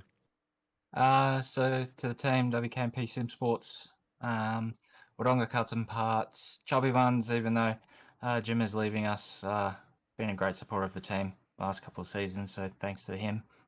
And Chubby Buns, Super Cheap Auto and the Super Cheap Group, Pool Guys Adelaide, Barella Cabinets, LGC Images, Dave 37 Racing, Send It Don't Bend It, Amp Air, War Boys Motorsports, and just like to say thank you to everyone who came to our baby shower this weekend, came and supported me and my fiance. Yeah, it was great seeing everyone, and yeah, feels like deja see what vu happens next year. hearing those sponsors after we heard them during the shootout as well. Yeah. But like a phenomenal effort from you, not only tonight, but this whole season as well. We hope to see you on track next week for Mosport. If we don't, though, best of luck for Sandown the week after in the final round on the weekend of the Sandown 500 and our final round there as well on the Saturday afternoon. So best of luck in your racing over the next few weeks. We look forward to seeing you back on track with us soon. Yeah, thanks guys. Thank you. Cheers, legend. Well, Sinker, that brings an end to our show tonight. After 3 hours and 17 minutes, I'm ready for a drink. I'm ready to go stand outside in the cool air and take it in because 2 rounds to go. The championship is not really heated up as much as it has in other series, to be honest with you, because obviously War Boys has just extended his lead. Stone Street stayed with him. Lawford's gotten past Leonard. Yeah. So he's just on song. You don't see very many mistakes from War Boys on track. Obviously, there's not a lot of pressure on him tonight, but even in general, he's very rarely you see him do something silly like speeding into pits and stuff like that. But it's a well deserved leader of the title at the moment. But another stellar night, mate, and a lot of fun. And what an epic finish by the boys there. I can't even remember the names, Lawford and Stone Street. That was just sensational, mate. And there was some great racing all throughout, from the start to the mid to the end as well. Big week coming up, though, this week for us here at SRW. Of course, most sport action for round 8 of the V8 Supercars series on Tuesday night, 7:50 p.m. We're back to our regular start time of that series for the final sprint round of the season for the Supercars. Wednesday night, Super Formula Lights. There's no sprint rounds left. It is only normal rounds left to run in a second part of our triple header F1 Shadow Series races for round 8 of the season. Jerez is our next host before the end of the season. And then for the GR8 6s this week, they'll be racing out at Fuji for a super sprint, the second super sprint. And I think we've already confirmed the last super sprint that's ever going to happen in GR8 6s after the debacle that happened last time at Tsukuba. We'll see if it works out better at Fuji. It's a bit of a bigger track. And then we're back at Mosport next weekend, Sunday night, for the final Sunday round of the season for sprint round action out at Mosport. The week after is in the final round of the season, and 1 week until the Sandown 500. So Be sure to get your liveries in to the CNR 500 window banners channel. It is in the announcements section of the Discord, just above registration. Get it in there. I will put up another reminder post tomorrow for drivers to send their liveries in so we can put your window banners on the car.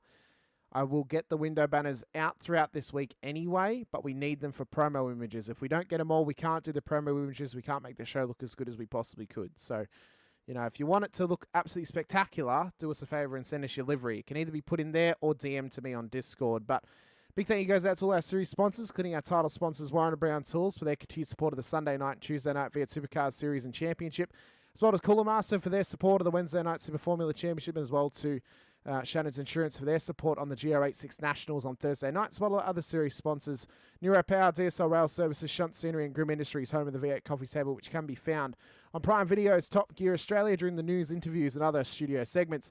For myself, Hamish Munro Stephen Sinkovic, a long time. Appreciate your time. Appreciate you being here with us once again. Be sure to hit the like button, the subscribe and the bell icon so you're notified whenever we go racing here on SRW TV.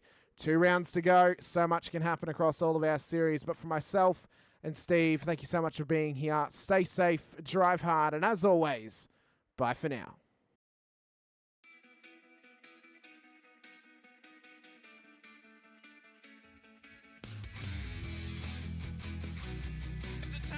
This is amazing. I was clash heads again. This is like Chaz Mostert and Cam Waters. Almost the same situation.